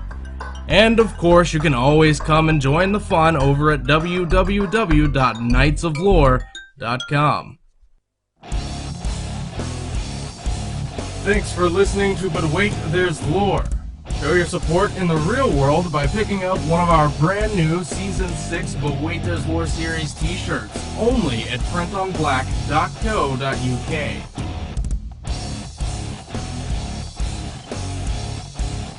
Order before July 31st for a chance to win this exclusive TSG Jade logo shirt.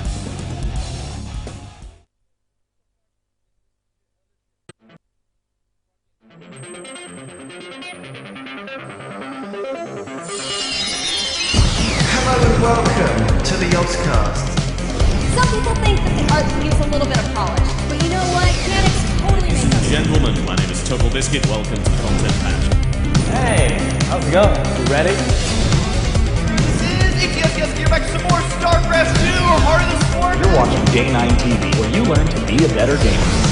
Alright, everybody, welcome back. Super my guys, be prepared for the end. Everybody, Markiplier here. We just hit 300,000. I'm not so proud. Hello there, everybody. Welcome to another sensational video.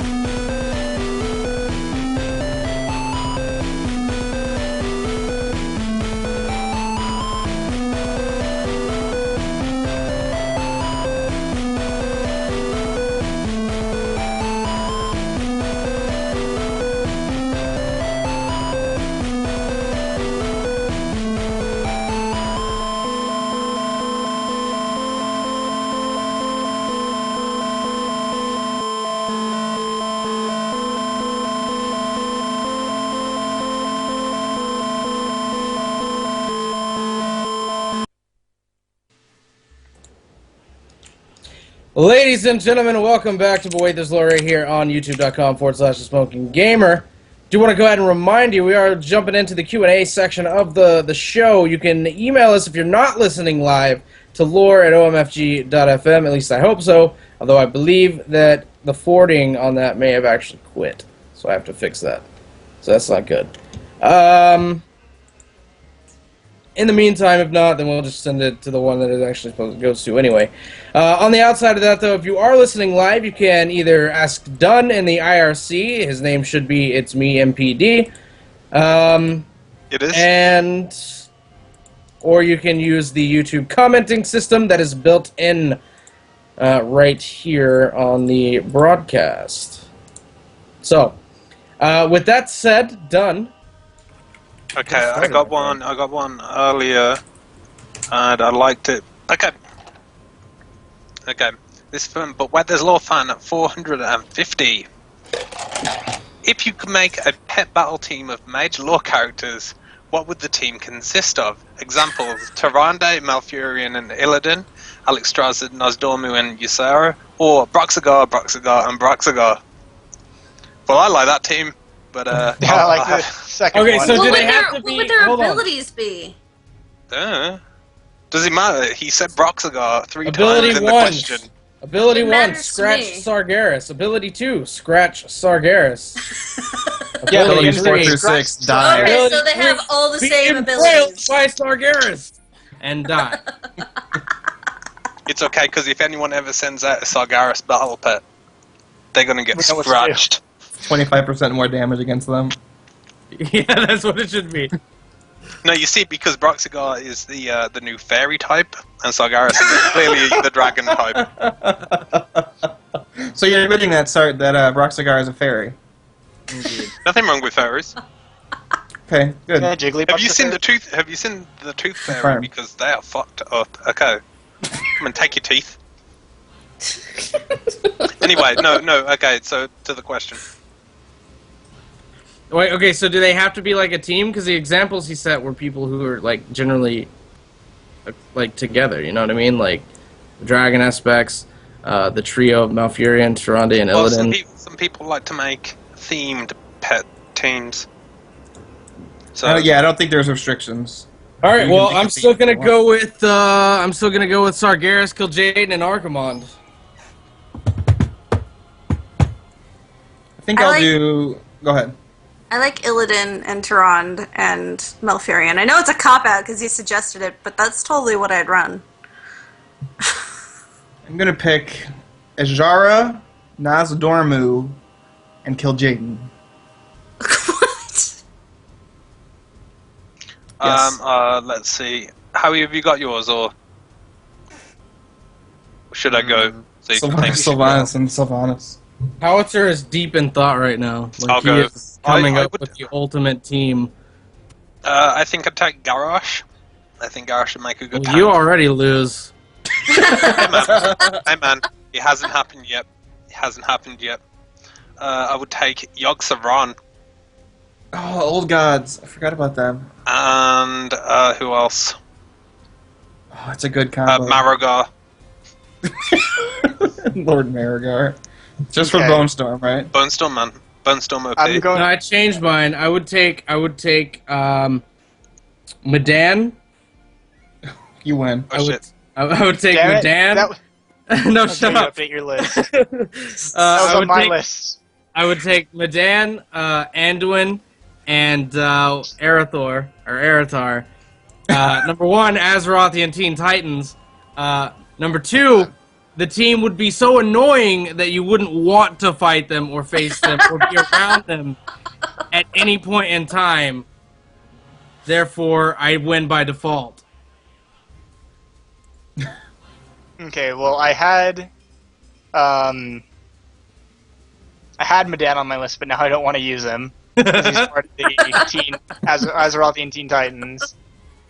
I'm still going to use Yogg Saron, and I'm still going to use. Oh my! I can't believe it. I had it in my head, and now it's gone. No Sylvanas? No Sylvanas. How about Goel? That wasn't it. I can't remember it for the life of me right now. Baratheon? Oh, Nozdormu. It was a dragon. It was Nozdormu. So I got time traveling. I have death dealing by Yogg Saron, and I was gonna have Medan, but instead I'm going to take... I don't know, I guess I'll take Sylvanas, just to make everyone else happy. Will Sylvanas be If like I don't take Pikachu it, type? I feel like they're going to freak out. And... Sit her on your shoulder and you're alright. Yeah. She gets to just hang out. You get to slap her on the ass and tell her good game every time you win? Yep. Yeah. Okay, are we all done? We're done. Yes. Okay, I'm now going to take a YouTube question, which they're being compiled by Jan. So make sure she needs to see them, not me. I'm not even looking So at if that you chat. want your question answered, don't piss her off by saying that she doesn't say Deus Ex Machinima. Oh no, it's okay. I say Deus Ex Machina wrong. I'm gonna say it again. Whatever. Deus Ex Machina. Deus. Okay, from what is it, Bjorn 007? I don't know. I'm really bad at you. Bjorn. So, anyway, here is the question: with the royal bloodline gone, how will Blood Elves choose their leaders in the future? Like creating a new bloodline, just like any other kingdom in the world. I think the new bloodline should stem from. Oh God, what's that fucker's name? Lothar Markanobi. Him. Yes, I think his son should be the next king. Well, Sure. Yeah, he's doing a he good needs job. to get to work on that. Why not the Yes, Sun he does need to Reaver? get to work on that. Why not the Sun Reaver line? No, fuck them. He's leading. They already He should showed be- bad judgment. They went with Kalehouse and then came back. And they're... I just think if he's doing a good job, then it should go to him. Yeah, they all love him, so... Yeah, why not? They'll probably be like, here's my successor, and they'll be like, sold. And it's Joffrey. Fuck. That is the end of the Blood Elves. Indeed. Everybody just nukes the Silver Moon City. Just... That's how it happens. and then Kalthus' daughter comes back from Outland with 3 dragons and some. God. Alright, next question. Yes, I ain't having please. none of this Game of Thrones. Necro, you really should watch it. No, All right, you what's shouldn't. the next question? Okay, back to IRC. I'm going to sort of swap between the two until we run out of one. That's how we're going to do it. From Kelt. If you could have a single spell from WoW, which one would it be and why? I would pick Blink because I'm too lazy to walk and it's fun teleporting all over the place. So why wouldn't you just use like teleport instead of blink if you wanted to teleport? Well, maybe he just wants to go from like his computer to, I don't know, 5 feet away from his computer. Mm. I don't know. 5 Okay, yards, well, maybe. I don't know. Okay, all right. So Jan, what spell from Warcraft would you? I think I have to go with mirror images. Wow. Well, I mean, Why- come on. Who doesn't want to have a copy of them every once in a while to do chores? Yeah, but they only last for like not very long. They last long enough for them to do the vacuuming and clean the kitchen. I suppose if you've got a team, that might work. Yeah.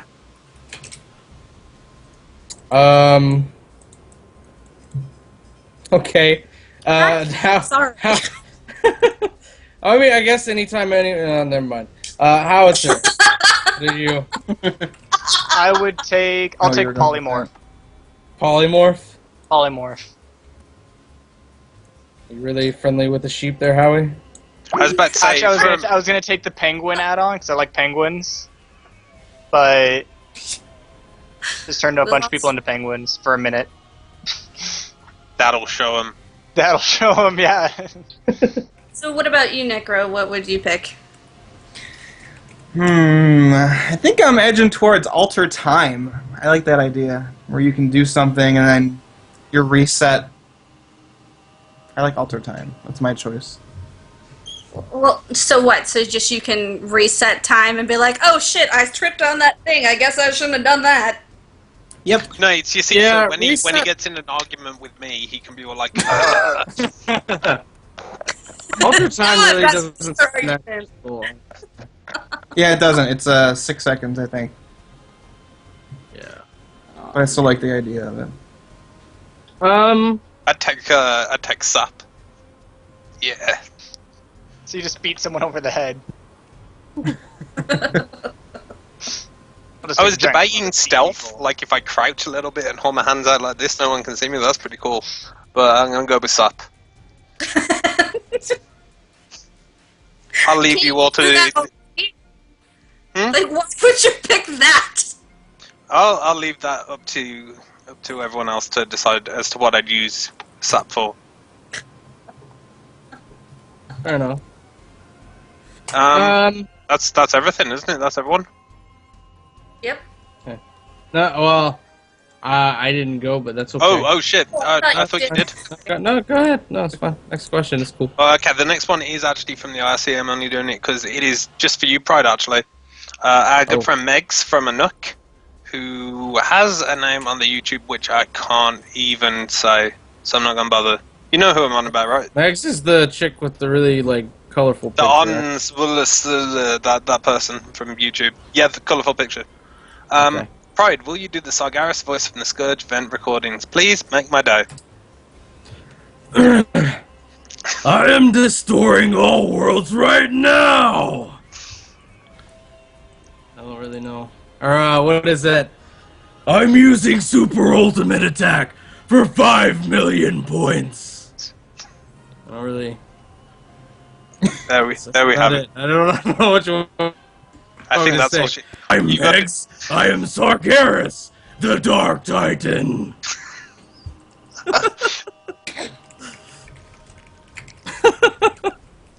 That hurts the shit out of my throat every time I do it. Alright, now a real question. Keep in mind, though, that there's a lot of filters on that, too.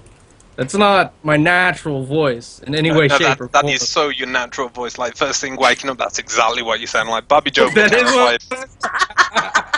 I don't know, you guys have heard me in the morning. I do sound pretty, shut the fuck up. Anyways.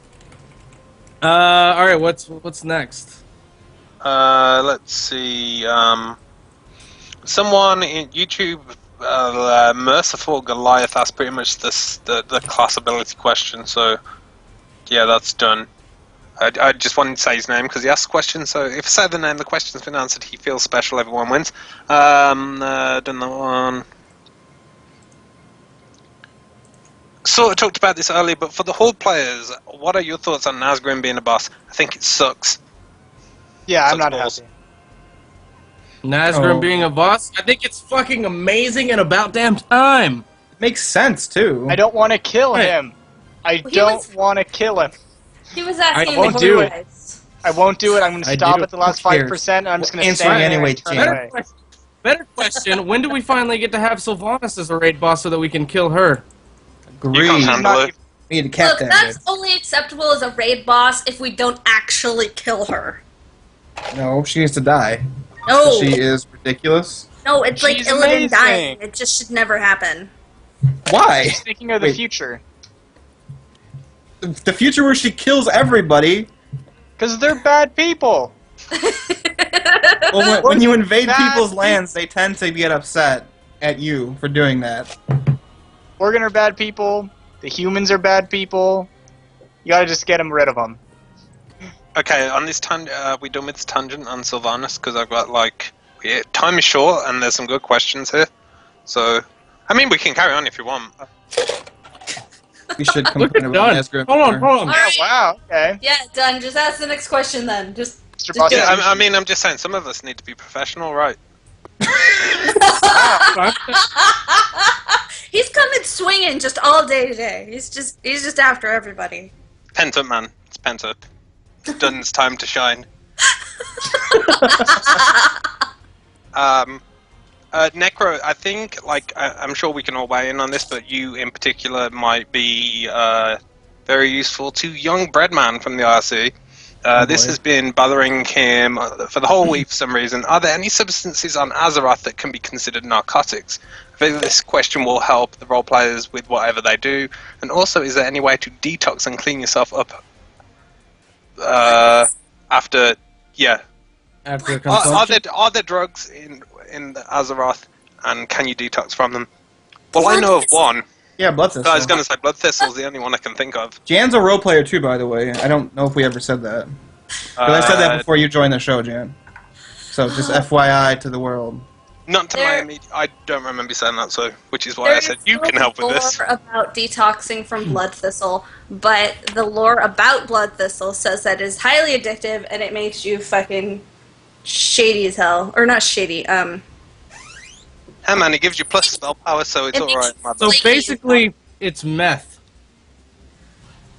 Yes, it's meth. Yes. But I mean, I guess in this universe, arcane magic is also kind of... Outside of Blood Thistle, I don't know if there's any narcotic substances on Azeroth, but if you put me there, I'd probably be the one to find them. And as in terms of detoxing, I would imagine it's the same way you would detox yourself in real life, which is drink a lot of water and pee a lot. That's about it. And shave before you go to a job interview.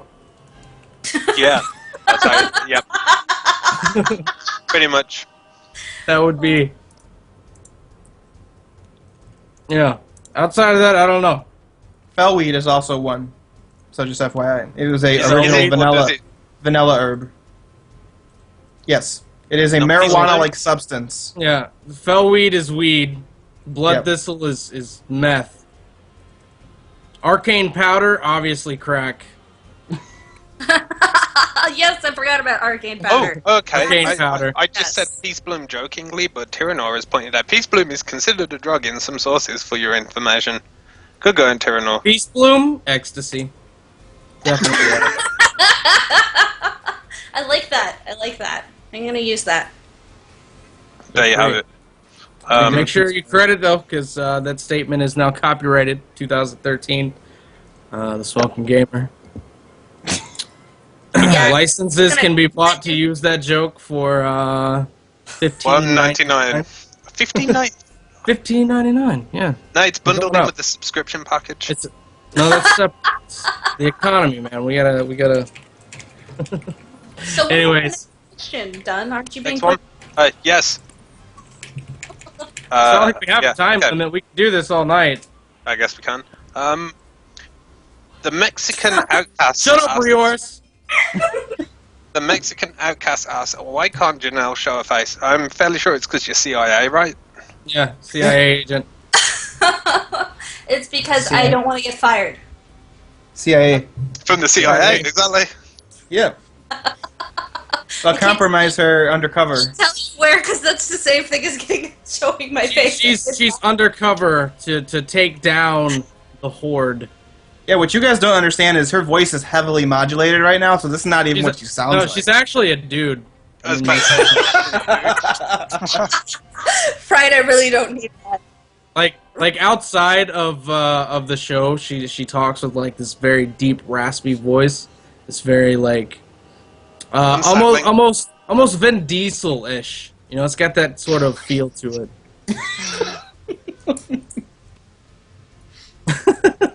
Next question. Next wow, question. What a segue. Okay.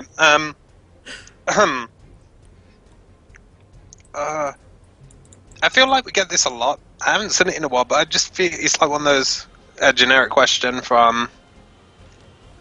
I don't know. You've got a lot of X's in your name. I don't know what that is. If you had to be erased from WoW, what would it be? And that's from Triple X, Eustache Smith. Eustache. Triple X Smith. Triple X Smith. Triple X. That's how you pronounce it. Yeah. I know it looks like gibberish. If you go back and you watch the movie Triple X, it stars Vin Diesel, which is sort of like what Janelle's voice sounds like. So. Yes. If I had to be erased from World of Warcraft, what would it be? I would be a human, because that's what I am. Cop out. Yeah. Okay, that's the first thing I gotta know. Is anybody else gonna say that? Nope. No. Wait, say what? Human? That's just a cop out. Yeah. Oh, cop out? Confirmed, Jan wants to be a human. What? No, I don't. I feel there's one right answer in this situation, and it's motherfucking dragon. Motherfucking dragon. Oh, no way. That was gonna Best be what answer. I was gonna say, because I don't want to be an elf. They bounce and it makes me uncomfortable. I don't want to be a panda because I don't want to be a furry. I don't want to be a dwarf because I'm short enough. So that Sorry goes with about it. these two. When night elves bounce, I get uncomfortable too. I don't want to be orcs or trolls because they have fangs. And They have fangs? so it leaves me with dragons. So one sec, are you saying dragons They have don't fangs? Now my girlfriend is No, uncomfortable. yes, but they don't look like people. So it's okay. They're all picking the wrong race. God, no, elves. No, please no. Though I do would like the blood be- elf swirly jump. I would want to be a gnome because I feel like women would flock to me. You'd be able to dance. Right? God.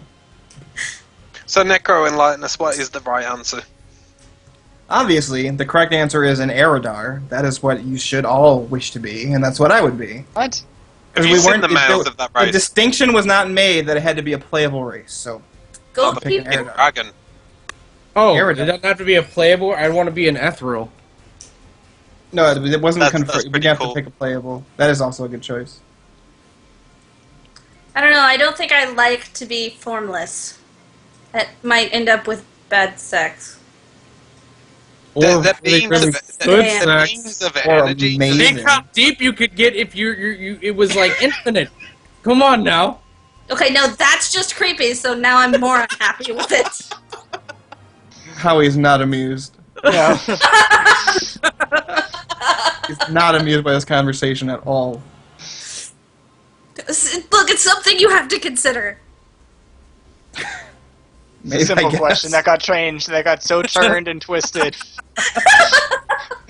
The question was nice. Now, I was looking guys, forward to giving my answer. Guys, can we like Now I sort don't of reel it in those young years? Howie doesn't know what a sex is.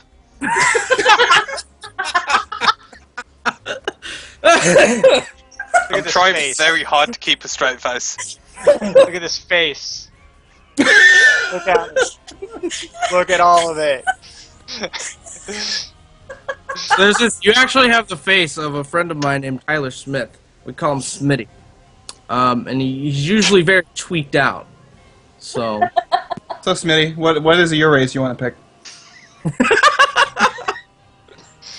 I'll pick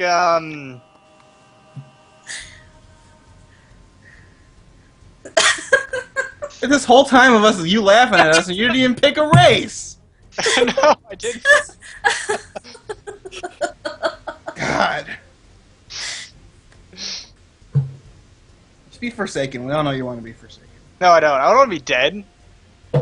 I'll just. You're No, undead. dead. That means alive. Yeah. Yeah. This is just not devolving well. He wants to be human. That's what he wants to be. No, I don't. I want Oh, that what a- shit. No, he wants to be human among the horde. I'll be a dreadlord. That seems like a very limited club that you get to be a part of. Okay.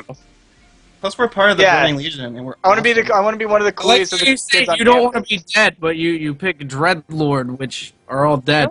No. He wants to be the I'm next. alive. I'm alive. I'm fine. Pride Dead, like the Undertaker, they just keep coming back. Yep. Yep. Tell you, we're gonna see another one soon. We're gonna see one. I missed You that. want me to do like the Batman voice now, and my voice hasn't even recovered from the fucking Sargeras voice. We'll probably be a Dreadlord Yeah. next expansion. Like with ice melting in my mouth so I can get water, so I can fucking like moisturize my throat. Anyways, next question. I'm looking. We have no more from YouTube. Someone asked what Get 'em class away. we want to be. Necromancer? That's it. Class. No, Oh, no one in else like, matters. I think he meant in real life. Necromancer. That's fucking weird. What class you want to be in real life? Like, Well, that's what I'm assuming. I mean, because we all play WoW and we have classes, right? Like, in the game. So why would he ask us what we want to be in game? Doesn't matter. Well, I'd really like a roguing game, but I just never level one. That's right. Every time we talk about leveling something. He's like, I want to make a rogue, and then he gets to level 6. He's like, nah. 2 months later, I want to make a rogue. I would want to be a mage. In game, I'm a mage, so I want to be a mage. I would be shocked if not everyone here says they want to be a mage in real life. No, Or a warlock. Or a warlock. Like, nope. Think about invisibility, blink, teleportation, slow fall. So much utility, man. Necromancer. No, you want to talk about utility? Fucking walk around throwing great balls. I gotta go druid. Yeah. He has this for utility. You go fucking shaman. If someone fucks with your day, lightning bolt to the face. Someone else fucks with your day. Druids can do that lava too. bolt to the face. If someone else fucks with your day, big old rock to the face. Covers all the things. And you can just drown Druids people in can water make the too. trees beat you up. Fuck the trees. Never gave a fuck about the trees. You will when they kick your ass. No man, because the lightning bolt to the tree. Yeah, when you turn into a tree, look how many... Fire burns tree. As soon as you turn into a tree, all the dogs in the nearby area will just run and piss on you. I didn't mean turn into the tree. I meant summon the trees. No, you turn into a tree as part of the healing thing. Yes, but the trees wouldn't beat you up if you're a healer. No, you get pissed on. That's your trade-off. You take it. I don't know. No, I would allow for Jan to be a druid, and what I would do is just invite That's her. awfully noble of you. No, I would invite her over to my backyard to grow a certain brand of plant. Grow a certain brand of plant and then make millions. Skooma. We had a huge influx of YouTube questions. Yeah, I just saw them all come in. No, you can't go to bed, Rioris. Shut up, Rioris. If I can't play my games, you can't go to sleep. Oh, okay, I like this one. I like this one from the YouTube. Merciful Goliath, he's giving it another shot. This is a unique question and I like it. Which lore character could you see being your best bro? Who are you going to take out and drink the 40s with and hit on the ladies? I think Pride's gonna say Illidan. No. Although Illidan he would make a great wingman. Yeah, he would. Her. I would say probably. I don't know, because that's a tough question, because you never want to be like outshined by your wingman, so you wouldn't want to take like a king, right? Because then you'd never get laid. You could bring Anduin for comparison. Dad can't answer this question if we're doing this off of wingmen. I think strange things happen on this show. Just roll with it. Yeah. But look, as my best friend, I'd pick Tyrande. Oh, but she's always complaining about something stupid. Yeah, hopefully I'd get her to stop. Malfurion hasn't woken up yet. Can we get the past versions of people? Sylvanas. Alive Sylvanas. Like if I wanted Arthas, could I get pre-Warcraft 3 Arthas? I'm just asking in general. Yes. Okay, in that case, I'm taking Broxigar when he was alive. Because he's I mean, he's always alive still, but I want the one before all this happened. Well, okay, if I wanted anyone to be my best friend, I'd probably go with Sargeras, just for the fact that, I don't want to die. All of the worlds.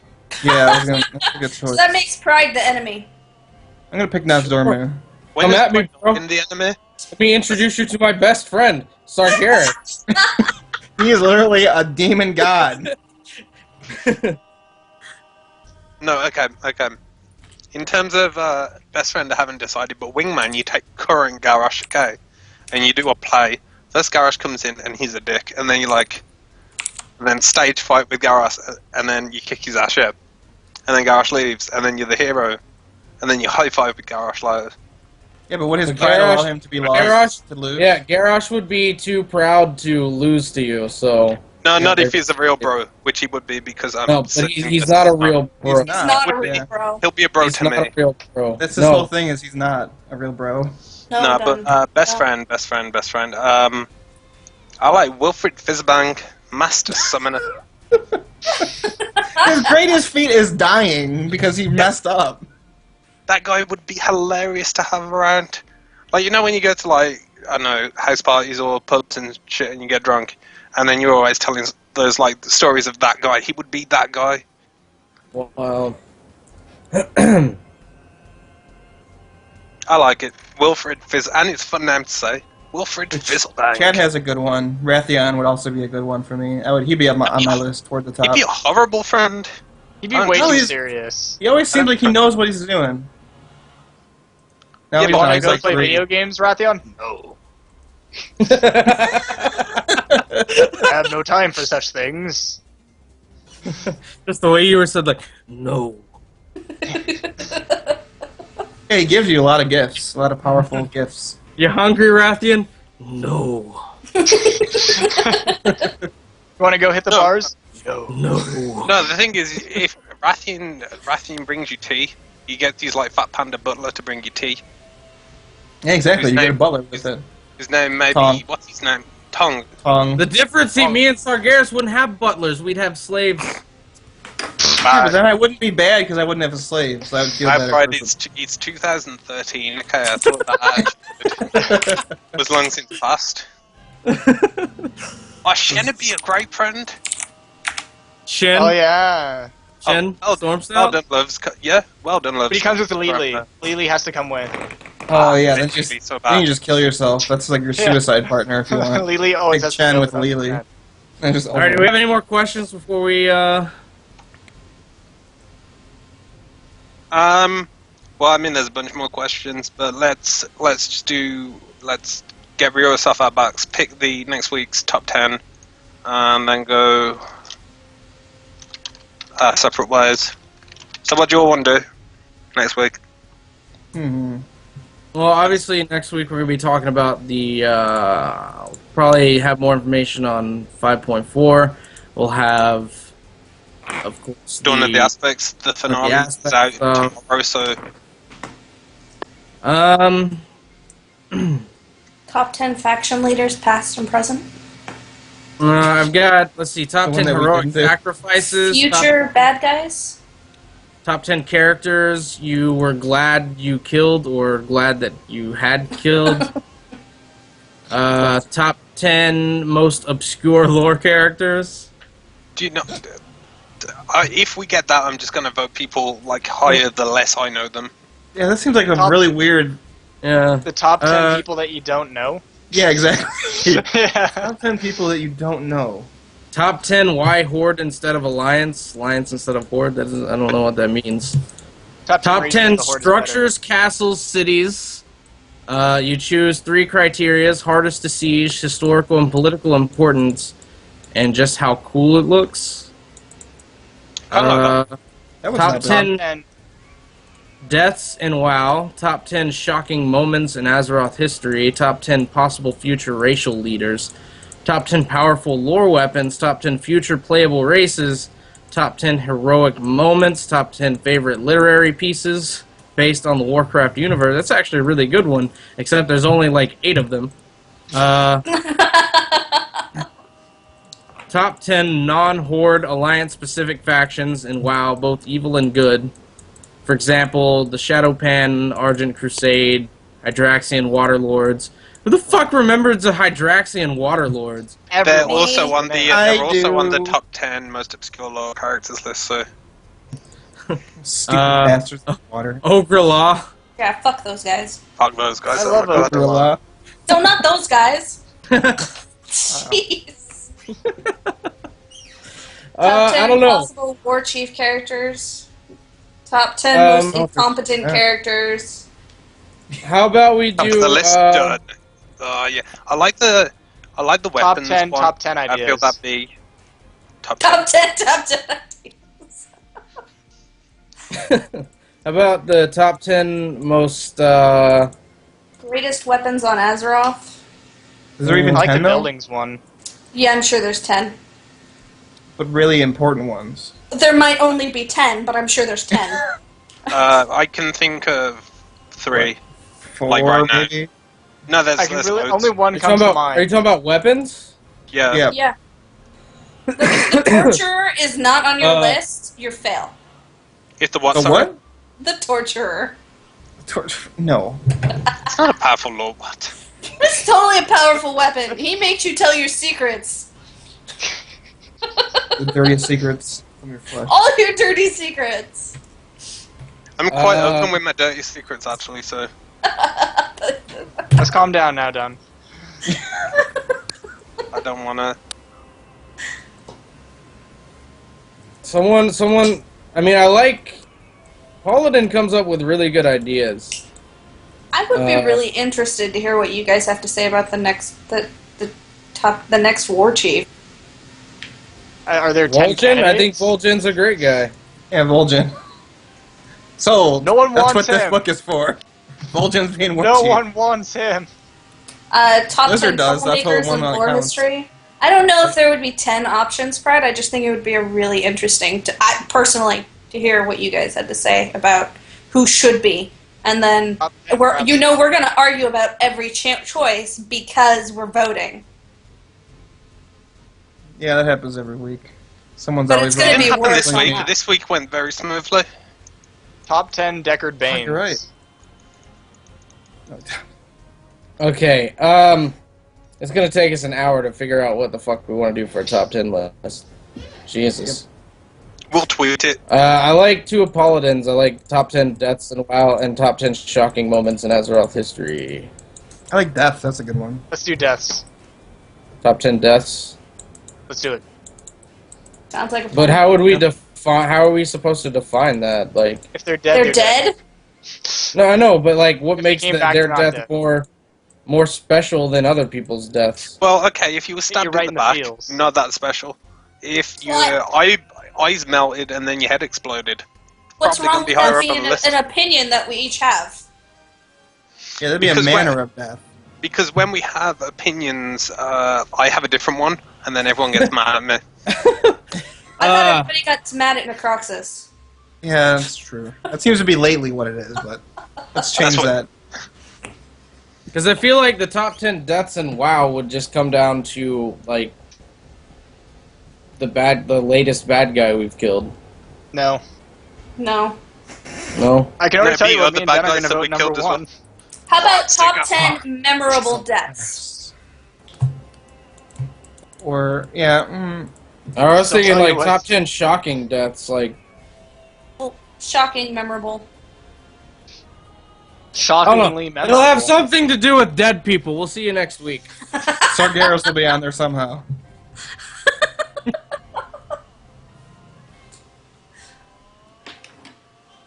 We out? Yeah, I'm waiting on you to take us out, Mister. I want to go to sleep. Want to stay up to date with all the latest happenings around the Smoking Gamer and its crew? Well, be sure to follow us on our various social media platforms, including Facebook at facebook.com/TSGamer, twitter.com/Pride1G, or simply @Pride1G. You can also check us out on a Nook at anook.com/page/TSGamer. And of course, you can always come and join the fun over at www.knightsoflore.com. Thanks for listening to But Wait, There's Lore. Show your support in the real world by picking up one of our brand new Season 6 But Wait, There's Lore series t-shirts, only at printonblack.co.uk.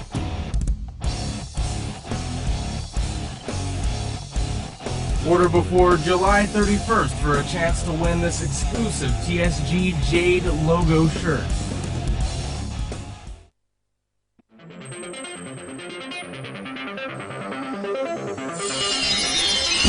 Hello and welcome to the Ozcast. Some people think that the art needs a little bit of polish, but you know what? Mechanics totally Ladies make and gentlemen, my name is Total Biscuit. Welcome to Content Patch. Hey, how's it going? You ready? This is ATS. Get back some more Warcraft 2 or part of the sport? You're watching Day 9 TV, where you learn to be a better gamer. Alright, everybody, welcome back. Super my guys, prepare for the end. Everybody, Markiplier here. We just hit 300,000. I'm not so proud. Hello there, everybody. Welcome to another segment.